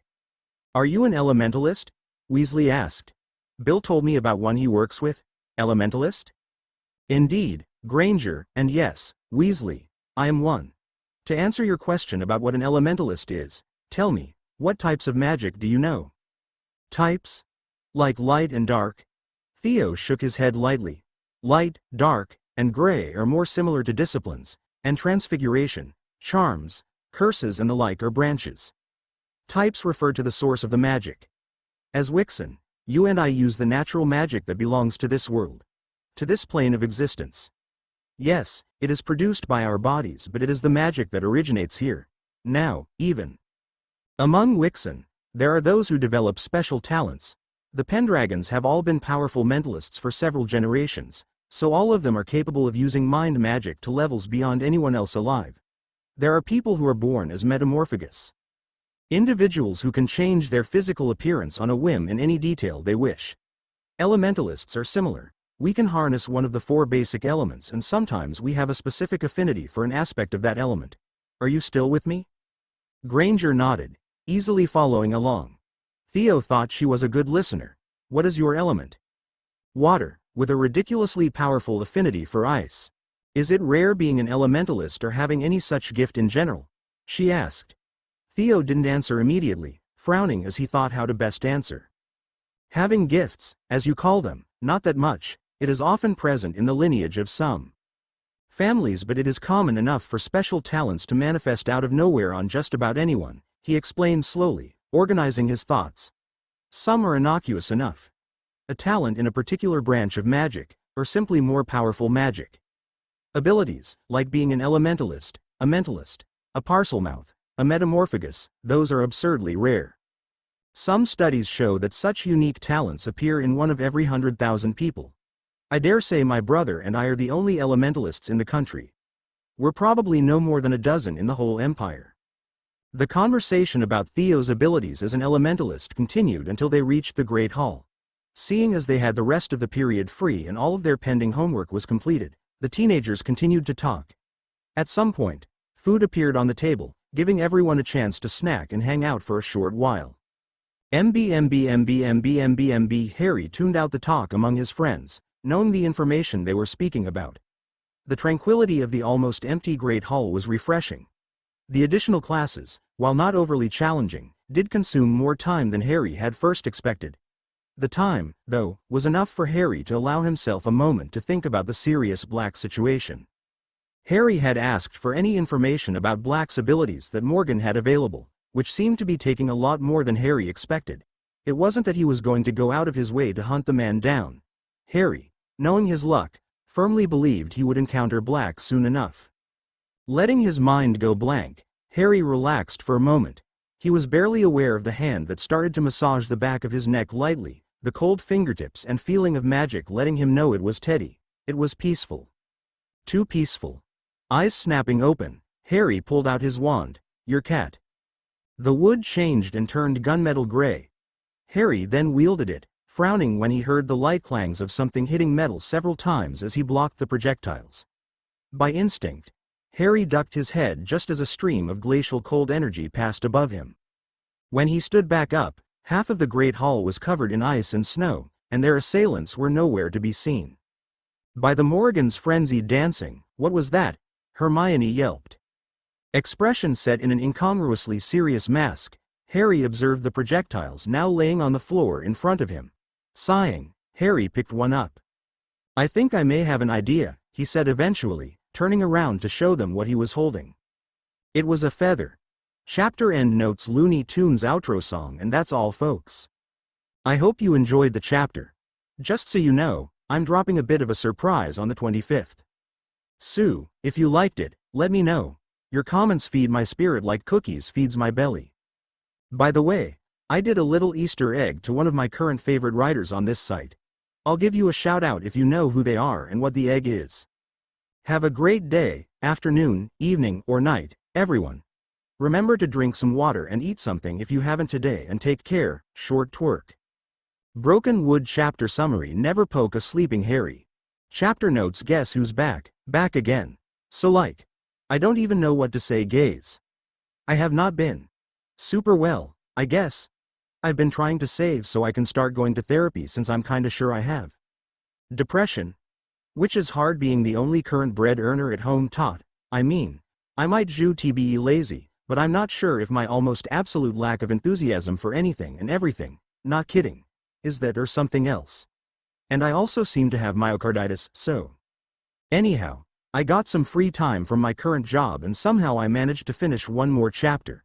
Hope it makes y'all laugh. See the end of the chapter for more notes. Shush, it's fine, just close your eyes for a little bit. You'll be totally okay.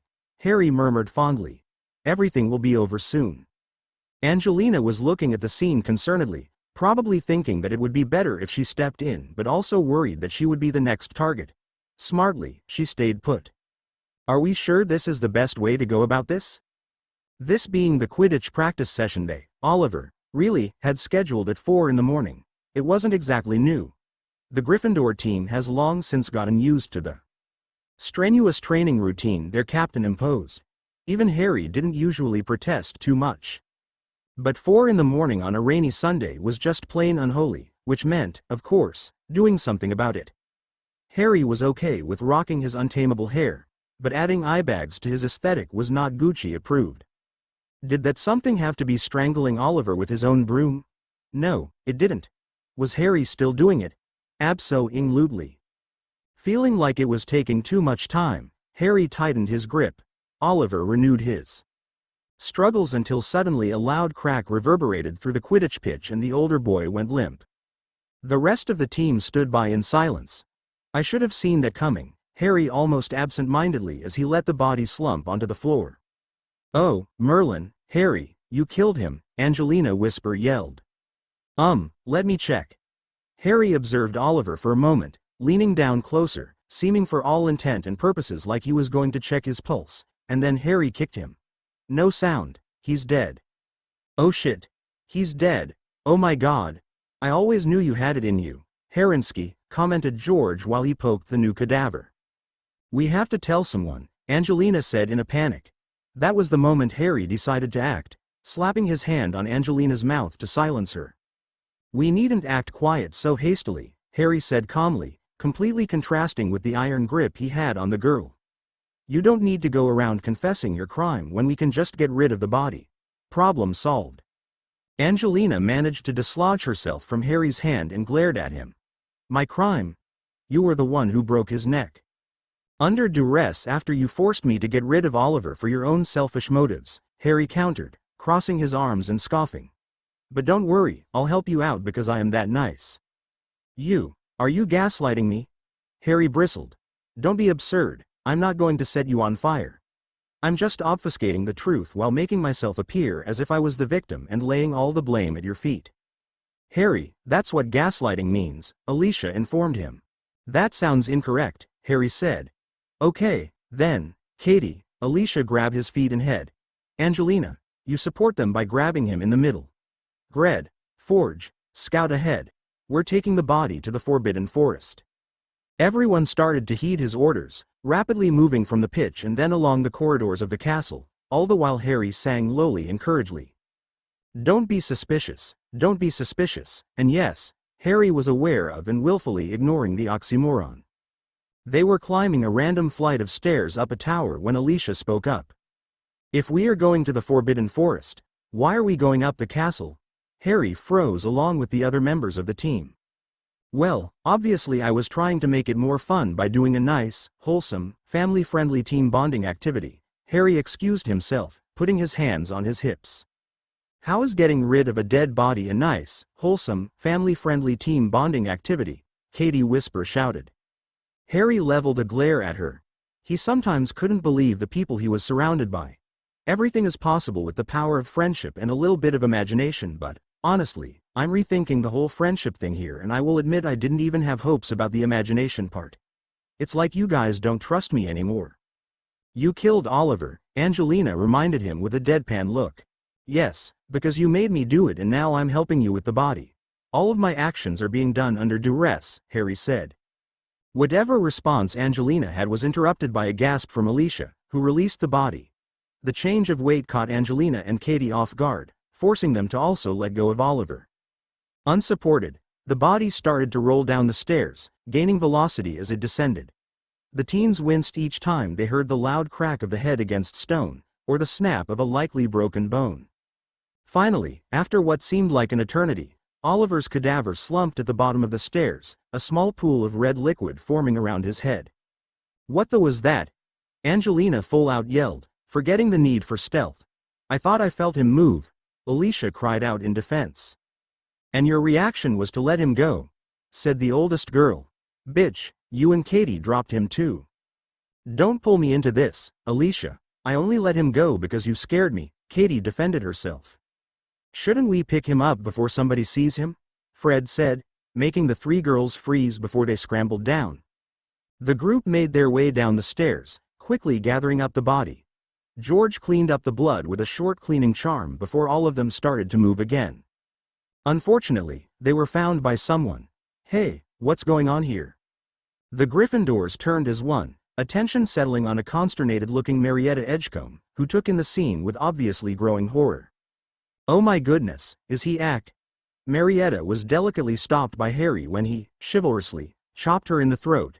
In shock, the girl lost consciousness. Angelina, look what you made me do, Harry complained. What I made you do? You are the one who killed another person, Angelina said hysterically. Yes, to cover for your own heinous unlawful acts. Stop trying to blame me for your own messes. She's not actually dead, Fred said from where he was leaning over the prone form of the female Ravenclaw. Definitely unconscious but not actually dead. Harry and Angelina stopped, looked at the redhead, turned their attention to Marietta, shared a look with each other, and then Harry stepped forward, pulling out a hatchet from his robes. Don't worry, I fix. Oh, hell no. Angelina caught his wrist, returning Harry's ensuing glare with equal ferocity. You are not going to kill her. You already killed Oliver, and now you want to kill another person? A girl? I'm an equal opportunity murderous gay, Harry reasoned. George interrupted before the situation escalated. I think I may have another solution, he said, drawing attention from everyone. And considering that she has been one of the people who have been harassing Luna, my dear Hareskins, I think you will approve of what I have in mind. Intrigued, Harry allowed the twin to share his idea, nodding at the easy but devious plan. MB. With Marietta taken care of, the Gryffindor Quidditch team finally walked into the Forbidden Forest. The older students managed to conjure shovels easily enough, and the group started to open a hole in the ground promptly. The earlier rain had moistened the terrain fairly well, so by the time they had a 6 feet deep opening, all of them were covered in mud. They dumped the body unceremoniously, all of them observing with varying levels of disgust. I can't believe he's dead, Alicia whispered. I want to say that I can't believe Harry killed him, but that would be a lie, Katie added. There was a short pause. And I can't believe that Angelina forced Harry to kill Oliver. Oh, not you too, you were, the oldest girl groaned. Alicia sniffed, clearly trying to hold back her sobs. Should we, say some words? Oliver, Harry began, voice heavy with grief.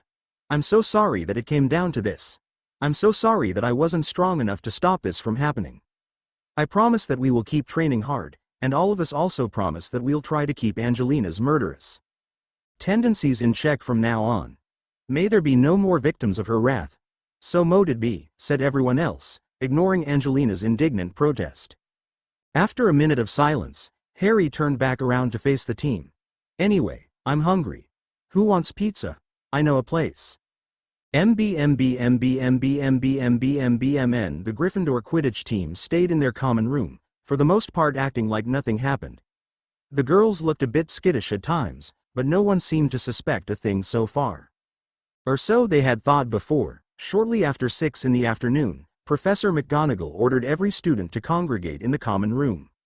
Sorry to bother everyone, but a situation has come up, announced the elderly professor. I have been trying to contact Mr. Wood since early this morning. Would anybody know his whereabouts? The students stayed silent, the majority genuinely not knowing. Harry sipped from the remaining pop he ordered along with the pizzas, looking completely unperturbed. Somewhere else, the twins looked as fresh as a lettuce, while the remaining members of the team looked slightly tense. I thought the Quidditch team had practice this morning, hadn't they? Asked someone, an upper-year student whose name Harry would add to his list as soon as he learned it. McGonagall eyed the dispersed team questioningly, and Harry decided it was better that she kept her attention on him. We saw him this morning, Professor, but we haven't seen him since we separated, Harry said. It was also technically true they hadn't seen Oliver since they left him in the forest. So you don't know where he is then, the professor pressed. Beyond being at Hogwarts, to be sure he's outside, but I wouldn't dare say more, Professor. Harry wondered if the woman suspected anything from his doublespeak. While many of his housemates looked a bit lost, the professor was undeniably sharp. Her narrowed eyes led on how she was analyzing him for falsehoods. Very well, she conceded at last. Good for her, too, because Harry was considering the feasibility of going the shining on her. He could always blame Angelina later, of course. If anyone sees him, please tell him that I need to have a word with him as soon as possible. She was turning around when the common room's door opened with a resounding crash. A figure entered through the doorway, miserable groans resounding around them. Particles of soil dropped from the creature's robes, dirtying the floor around it. The first to reach was McGonagall, who cried a quick depulso, sending the creature flying out of the common room. Harry, and everyone, heard the body rolling down the stairs until it stopped with a loud slump. As a group, everyone moved out to take a peek. Holy shit, isn't that Oliver? MB. McGonagall rushed Oliver to the hospital wing. Oliver stayed there for 2 weeks, but he was mostly fine. Everything was ruled out as an accident and no one knows that we almost killed him. Morgan's illusory avatar snorted a laugh at the story. The rest of his friends looked suitably horrified, excluding Teddy, who appeared impressed.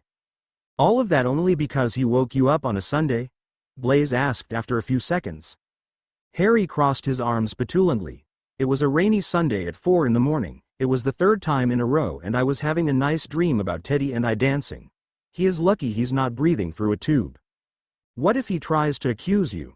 Ron argued, but his best friend only smirked. Oh, he knows I orchestrated everything. I made sure of that. His green eyes shone with malevolence. And what happened to Edgecombe? Hermione asked. She was found in possession of Muggle hallucinogens. They're not illegal in magical Britain, but she's very much in trouble and no one will believe her if she tries to rat us out. Harry explained, ultimately unashamed that they framed a girl for possession of drugs. Hopefully, she wouldn't be bothering Luna for a very long while. All's well that ends well. Chapter endnotes. Well peeps. I hope you enjoyed that. I know it was short, but hopefully, it was sweet. Just a little rant here but... shit, am I so freaking happy with the site's tagging system. Lately whenever I try to catch some new or updated not pot story I mostly see them as a side couple of Dramione fics and I'm like underscore. No shade, honest, everyone should read what they like, but I'm glad I can filter them out. Anyhow, that's the end for now. Remember to drink some water, eat something healthy and get enough sleep. Bye bye. Slides down a pole to the Hades. Snowfall chapter summary. Quidditch. With teens flying hundreds of feet on brooms of all things, being pelted by balls strong enough to break wood and having fun. Let's add some Dementors to that. For funsies. Chapter notes. I have had this chapter in the works for months. Life has been really consuming lately, but once more, I have succeeded. Anyhow, I don't have anything to say, other than to invite you to read some of my other fics if you like Teen Wolf and MCU. See the end of the chapter for more notes. Theo diverted his attention from Dennis' parchment and surveyed the Slytherin common room critically. Nobody seemed to be paying attention to the two boys, or at least they were being discreet about it. It was rather ironic that in the one place Slytherins were supposed to be safest at, Theo had to keep a watchful eye instead. To be fair, it wasn't for his own sake so much as it was for Dennis, at least until Theo became sure his new protege would be nigh untouchable, just as Theo himself was. A Muggle born in the snake pit wasn't completely unheard of, but it was still rather rare and even more unfortunate as being born without at least one parent being a wizard was also a synonym for fresh meat. Thankfully, Dennis showed some promising attitude. Or he was an agent of chaos in the making, which would serve him just as well, time would tell. I'm done, the blonde boy said. Theo scanned the paper rapidly, nodding in satisfaction at the content. The redaction could use some work but the essay was very well done for a first year. Well done. I'm sure McGonagall will give you at least an E. Dennis sighed in relief, slumping back a little, and that was the last one. Third year is going to be harder, and fifth year is bound to be tortuous, Theo said, letting a small smirk cross his face. The younger boy looked as disgusted as Theo had expected. I'll start collecting strong bases, then. Theo only blinked and tilted his head to the side in question. Bases are better than acid to get rid of bodies. Easier to buy, too. The more you know, mused the older boy, memorizing the tidbit of information. Theo didn't bother to ask how or why Dennis knew that. Well, you still have time to plan, haven't you? Regardless, you should go to bed for now, murder toddler. Good grades for now, fantasy massacres later. No promises, with a cheeky grin. Dennis picked up his things and left. Theo brought out his current book, a fascinating thesis on combining different runic alphabets from distinct magical cultures to reach new heights in warding, and started to trace his finger along a diagram. The author described a rather extensive formula they had been studying which required the use of the deeply connected Norse runes, the overwhelmingly extensive and flexible ancient Japanese kanji, and the unquestionable stability of the Egyptian hieroglyphs. By themselves, the three of them were not compatible to use in a single formula, something the author attempted to solve with the brilliant addition of the Phoenician alphabet and the use of arithmancy. Hermione would find it fascinating, although Theo would need to supply her with some reading material for her to catch up. Some of the topics in the book would be alien to her without preliminary knowledge. His profound immersion in his book didn't diminish his sense of awareness, so Theo knew when someone sat on the space Dennis vacated minutes previously. Few people had the gall to simply waltz up to Theo just to talk, which he preferred. His reputation had initially not been self-earned, but everyone had learned he was not one to be messed with soon enough on his own merit. "I simply don't understand," said the arrival. "Befriending Zabini is obvious, and even hooking up with Potty." Theo barely narrowed his eyes and the temperature around them plummeted. "Merlin. Sorry. Potter. All right? I get hooking up with Potter, the whole game and power thing, and having to get along with his friends to keep him happy, but why would you waste your time with some stupid first-year mudblood?" Theo didn't answer immediately. Instead, he parsimoniously marked his book, closed it and turned to face the other person. Draco had a slightly less pinched expression on his face, but his distaste was still evident. In principle, Theo liked Draco well enough. The boy was a tosser, certainly, but he was far from the worst possible person to interact with. Theo thought that he hardly had a heart of gold which he hid under layers of abhorrent masks, very much unlike Blaise, who was internally a cry-heart, but he knew that was mostly the result of Draco's upbringing. He could also be remarkably funny, if only because Theo mostly laughed at him. The platinum blonde had still been a tolerably good friend when they were growing up, whatever differences they might have had, but Theo would not allow him to insult Harry or Dennis or any of his friends as he pleased. "Perhaps, Draco, you should consider that there is nothing to understand." Theo did a slight flexion of the finger copying the pattern of the runes and it instantly became encased in a single ice claw. He was careful not to touch the book with it as he continued. "It was very sharp, after all. I don't have to tell you what you just did wrong, correct?" Theo noticed how the other boy was valiantly and even successfully trying to conceal a twitch of his lips and the trembling of his shoulders. So what, you just like them?" The not heir considered breaking his mask to give his classmate a condescending smile but ultimately decided not to. "My apologies, Draco, but it seems I may have forgotten myself. Do tell, since when do I answer to you?" The blonde flushed but his bravado didn't diminish.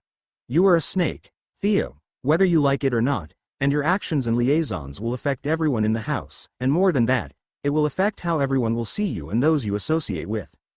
There it was. Draco did worry a little, even if that mostly came from a place of self-interest.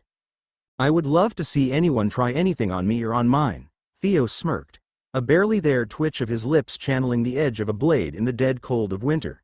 "It would be delicious to watch the asinine become their own downfall."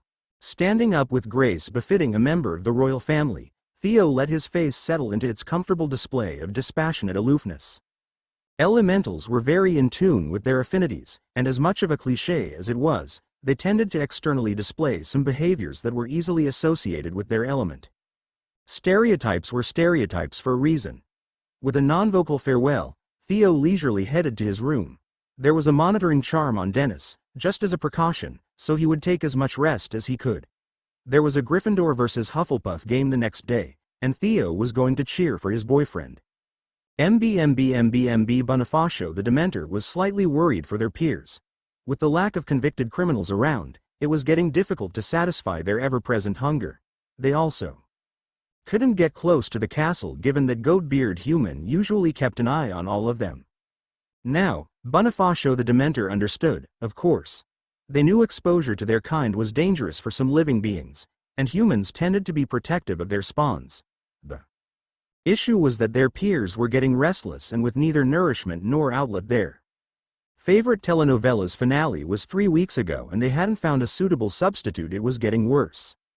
It was with dismay that Bonifacio the Dementor found himself chasing after their peers, their afternoon robes a lovely fungus black thing that they had come across a few centuries before, which was such a refreshing change from their usual thing on the chair black flowing more dramatically than usual in the wind. Distracted by the chase, Bonifacio the Dementor momentarily failed to notice that they had pursued their peers above a building with a lot of human spawns. There was also a flying beacon of madness and chaos and glitter for some reason, and if there was something that really got a Dementor's attention other than sadness and soap operas, it was glitter. With an emotion that could only be vaguely called giddiness, Bonifacio the Dementor flew behind everyone else, wanting to get closer to the beacon. It was a miserable day, and whoever thought otherwise needed to have their head looked over. Having their game put forward because of the Malfoy boy being too frou-frou to fly in the rain wasn't necessarily the worst part. He actually sympathized with that. But the game being put forward unexpectedly meant that he couldn't talk the elves into making his favorite pre-game breakfast, which was a sign of bad luck. And so what if he was a bit superstitious? Everyone had their rituals. He had also broken his favorite quill, missed a study session for runes, which was his worst class, and his best friend wasn't even available for him to complain about it. The rain was really just the cherry on top.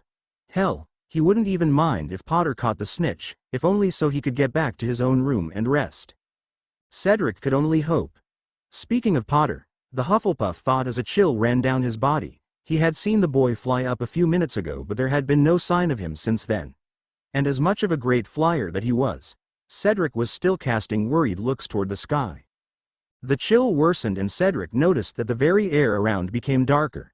A flash of gold caught his eye from out of nowhere and Cedric started to dive towards the snitch when there was a burst from the clouds. It was Potter's broom. Only his broom. Cedric was still flying towards the snitch when a second burst came from the clouds. A red blur with a black miasma wrapped around it, and it took a moment to realize that it was Potter wrestling with a bloody Dementor as he fell. Eyes wide and decision made, Cedric forced his broom to move faster and rocketed towards his target at staggering speeds. He ignored the way the rain started to feel too sharp against his cheeks and only focused on catching.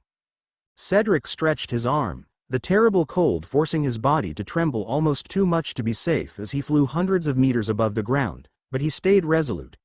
A few seconds later he nearly cheered when his fingers wrapped around their target firmly and then pulled, an armful of Harry Potter held securely before he sped back to the safety below.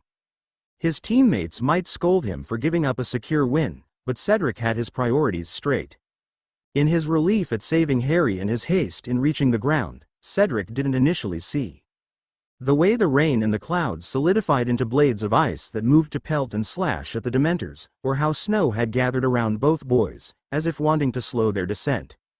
At the Slytherin stands, most of the students had vacated their spots and watched wearily as one Theodore Knott, one arm encased in rime and all around covered in frost, started to make his way down. Chapter endnotes. Surprise. Shoddy. I bet you weren't expecting Cedric. Surely you were not. Honestly, I wasn't either.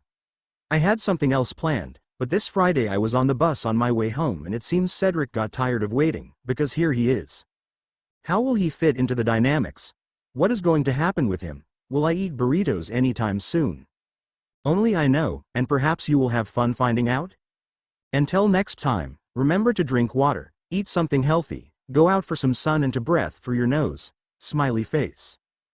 Forus Corpus chapter summary. Just because one survives a soulful encounter, doesn't mean that everyone won't have to deal with one of their own.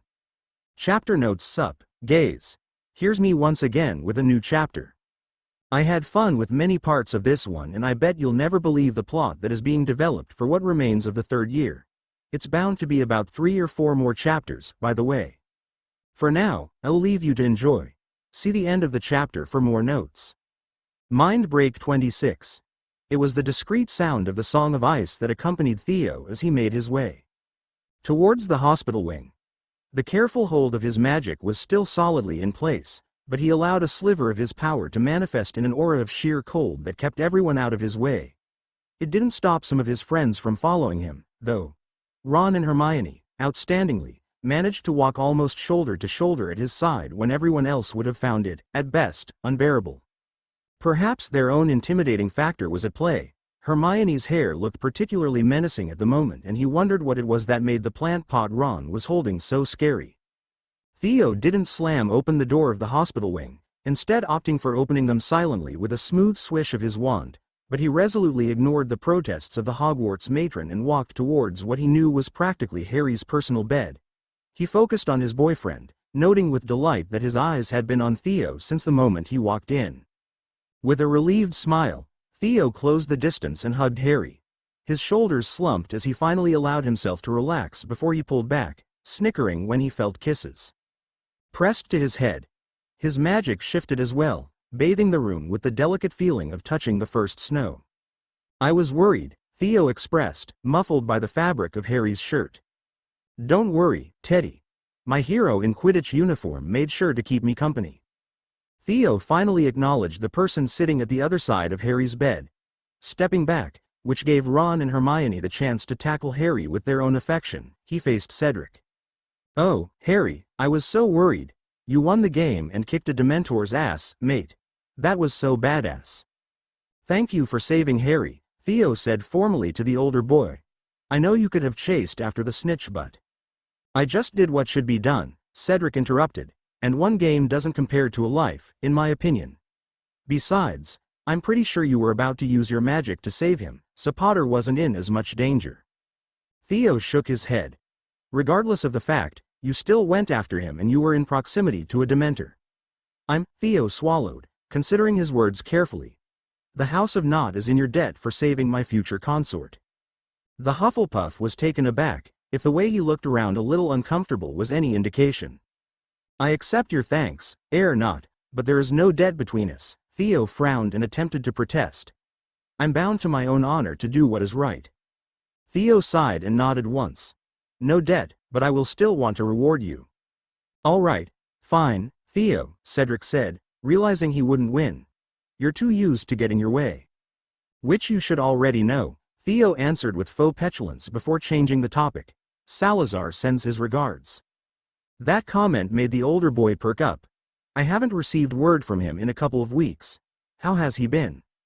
"Feckin' knackered, by his own admission. The king's shoes are quite daunting to fill, you can imagine."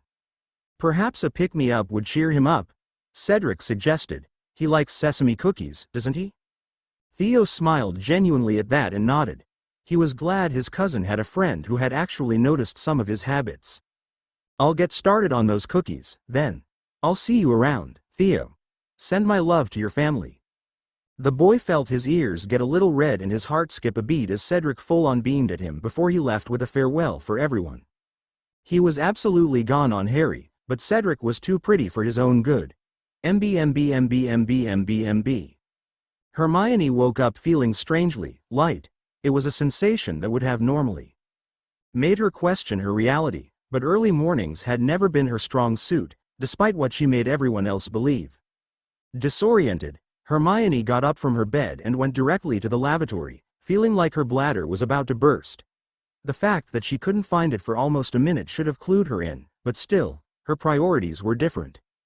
When she finally found it, it was the door beside the entrance, which confused her, as Hermione had always thought it was on the other side. She wasted little time walking in and sitting on the WC. The relief from the pressure was wonderful, and it allowed her to focus a little more on what was going on. She first noticed that the lavatory looked awfully different from the night before. She distinctly remembered that the tiles had been yellow and the stalls were cream, with flowery designs adornments instead of the green and terracotta she was surrounded by at the moment. Of course, Lavender had the habit of changing the lavatory's decorations almost every week, so perhaps it was that. It was as she was done with her business that she realized that, well, peeing felt different. Concerned, she looked down only to see something that had her feeling like she was going to pass out. She stood up with a jump, opened the stall with a slam and stared into the mirror that was conveniently right in front. There, Draco Malfoy's panicked face looked back at her. Almost wheezing, Hermione glanced down for just a second, looked up again and then let out the most terrified scream that had ever been heard in Hogwarts. Theo was unsure whether he wanted to kill whatever it was that made Draco screech first thing in the morning or congratulate whatever had scared Draco first thing in the morning. Although both options didn't have to be mutually exclusive. Of course, those thoughts actually shifted when he realized that the other boy was screaming in genuine fear. Surprisingly, or perhaps not, it was too early to decide. Goyle and Crabbe were already inside, but they opened space for him to step in. A quick scan of the lavatory shed no clue on the reason for Draco's outburst. Instead, The boy was looking at himself in the mirror as if he had seen hell herself. Theo also wondered why he had his pants down, but, well, it was the lavatory. Draco, I swear on the Acer that if you scared me half to death because of a pimple or because you just found out that you are, in fact, a boy, I will spell your heir red for the rest of your time at Hogwarts, Theo threatened, leaning on the frame. Theo, I'm not Draco, I'm Hermione. MB. I regret to say that I have no knowledge of how this could have occurred, said Albus Dumbledore from the body of Ms. Norris. It was rather uncomfortable having to speak like that, given that cats didn't have the same type of vocal cords as a human, but he would have to make do. Of course, it was undeniably less jarring than seeing his own body curled around Argus. The caretaker looked just as disturbed, too. Perhaps Albus would offer him to get rid of the memory. Albus was already planning on obliviating himself, anyway. Up to 8 different pairs or 16 people had found themselves in different bodies that very morning, causing waves of panic, hilarity, that needed to be resolved as quickly as possible. Or as soon as it stopped being funny. It was too early in the morning to decide. The only possible answer is soul magic, Headmaster, said Severus. He had remained unchanged, to everyone's relief. You are correct, Severus, but I am rather more concerned with the source of the phenomenon than the magic itself. Soul transference is a very advanced, dangerous and dark form of magic. Unless we know how they did it, it might be impossible to reverse. That would certainly be tragic, replied the potion's master, glancing at everyone else in the room. Albus was able to detect a hint of sarcasm in the man's voice, as well as a drop of schadenfreude. He wasn't wrong, though. As entertaining as it sounded, telling the Malfoys that their son's body was being inhabited by a muggle-born witch would be tiring. Young Draco looked positively revolted at the thought. I will see if we can petition for aid from the crown. If Prince Salazar were here we might have been able to resolve this swiftly, Albus lamented. Do you not believe yourself capable of it, Headmaster? Severus asked, almost skeptical. Or do you think that the king would teach such dangerous magic to his brother? The old wizard in a cat's body chuckled. Behind him, the Ms. Norris's tails swished from side to side. I am not unfamiliar with soul magic.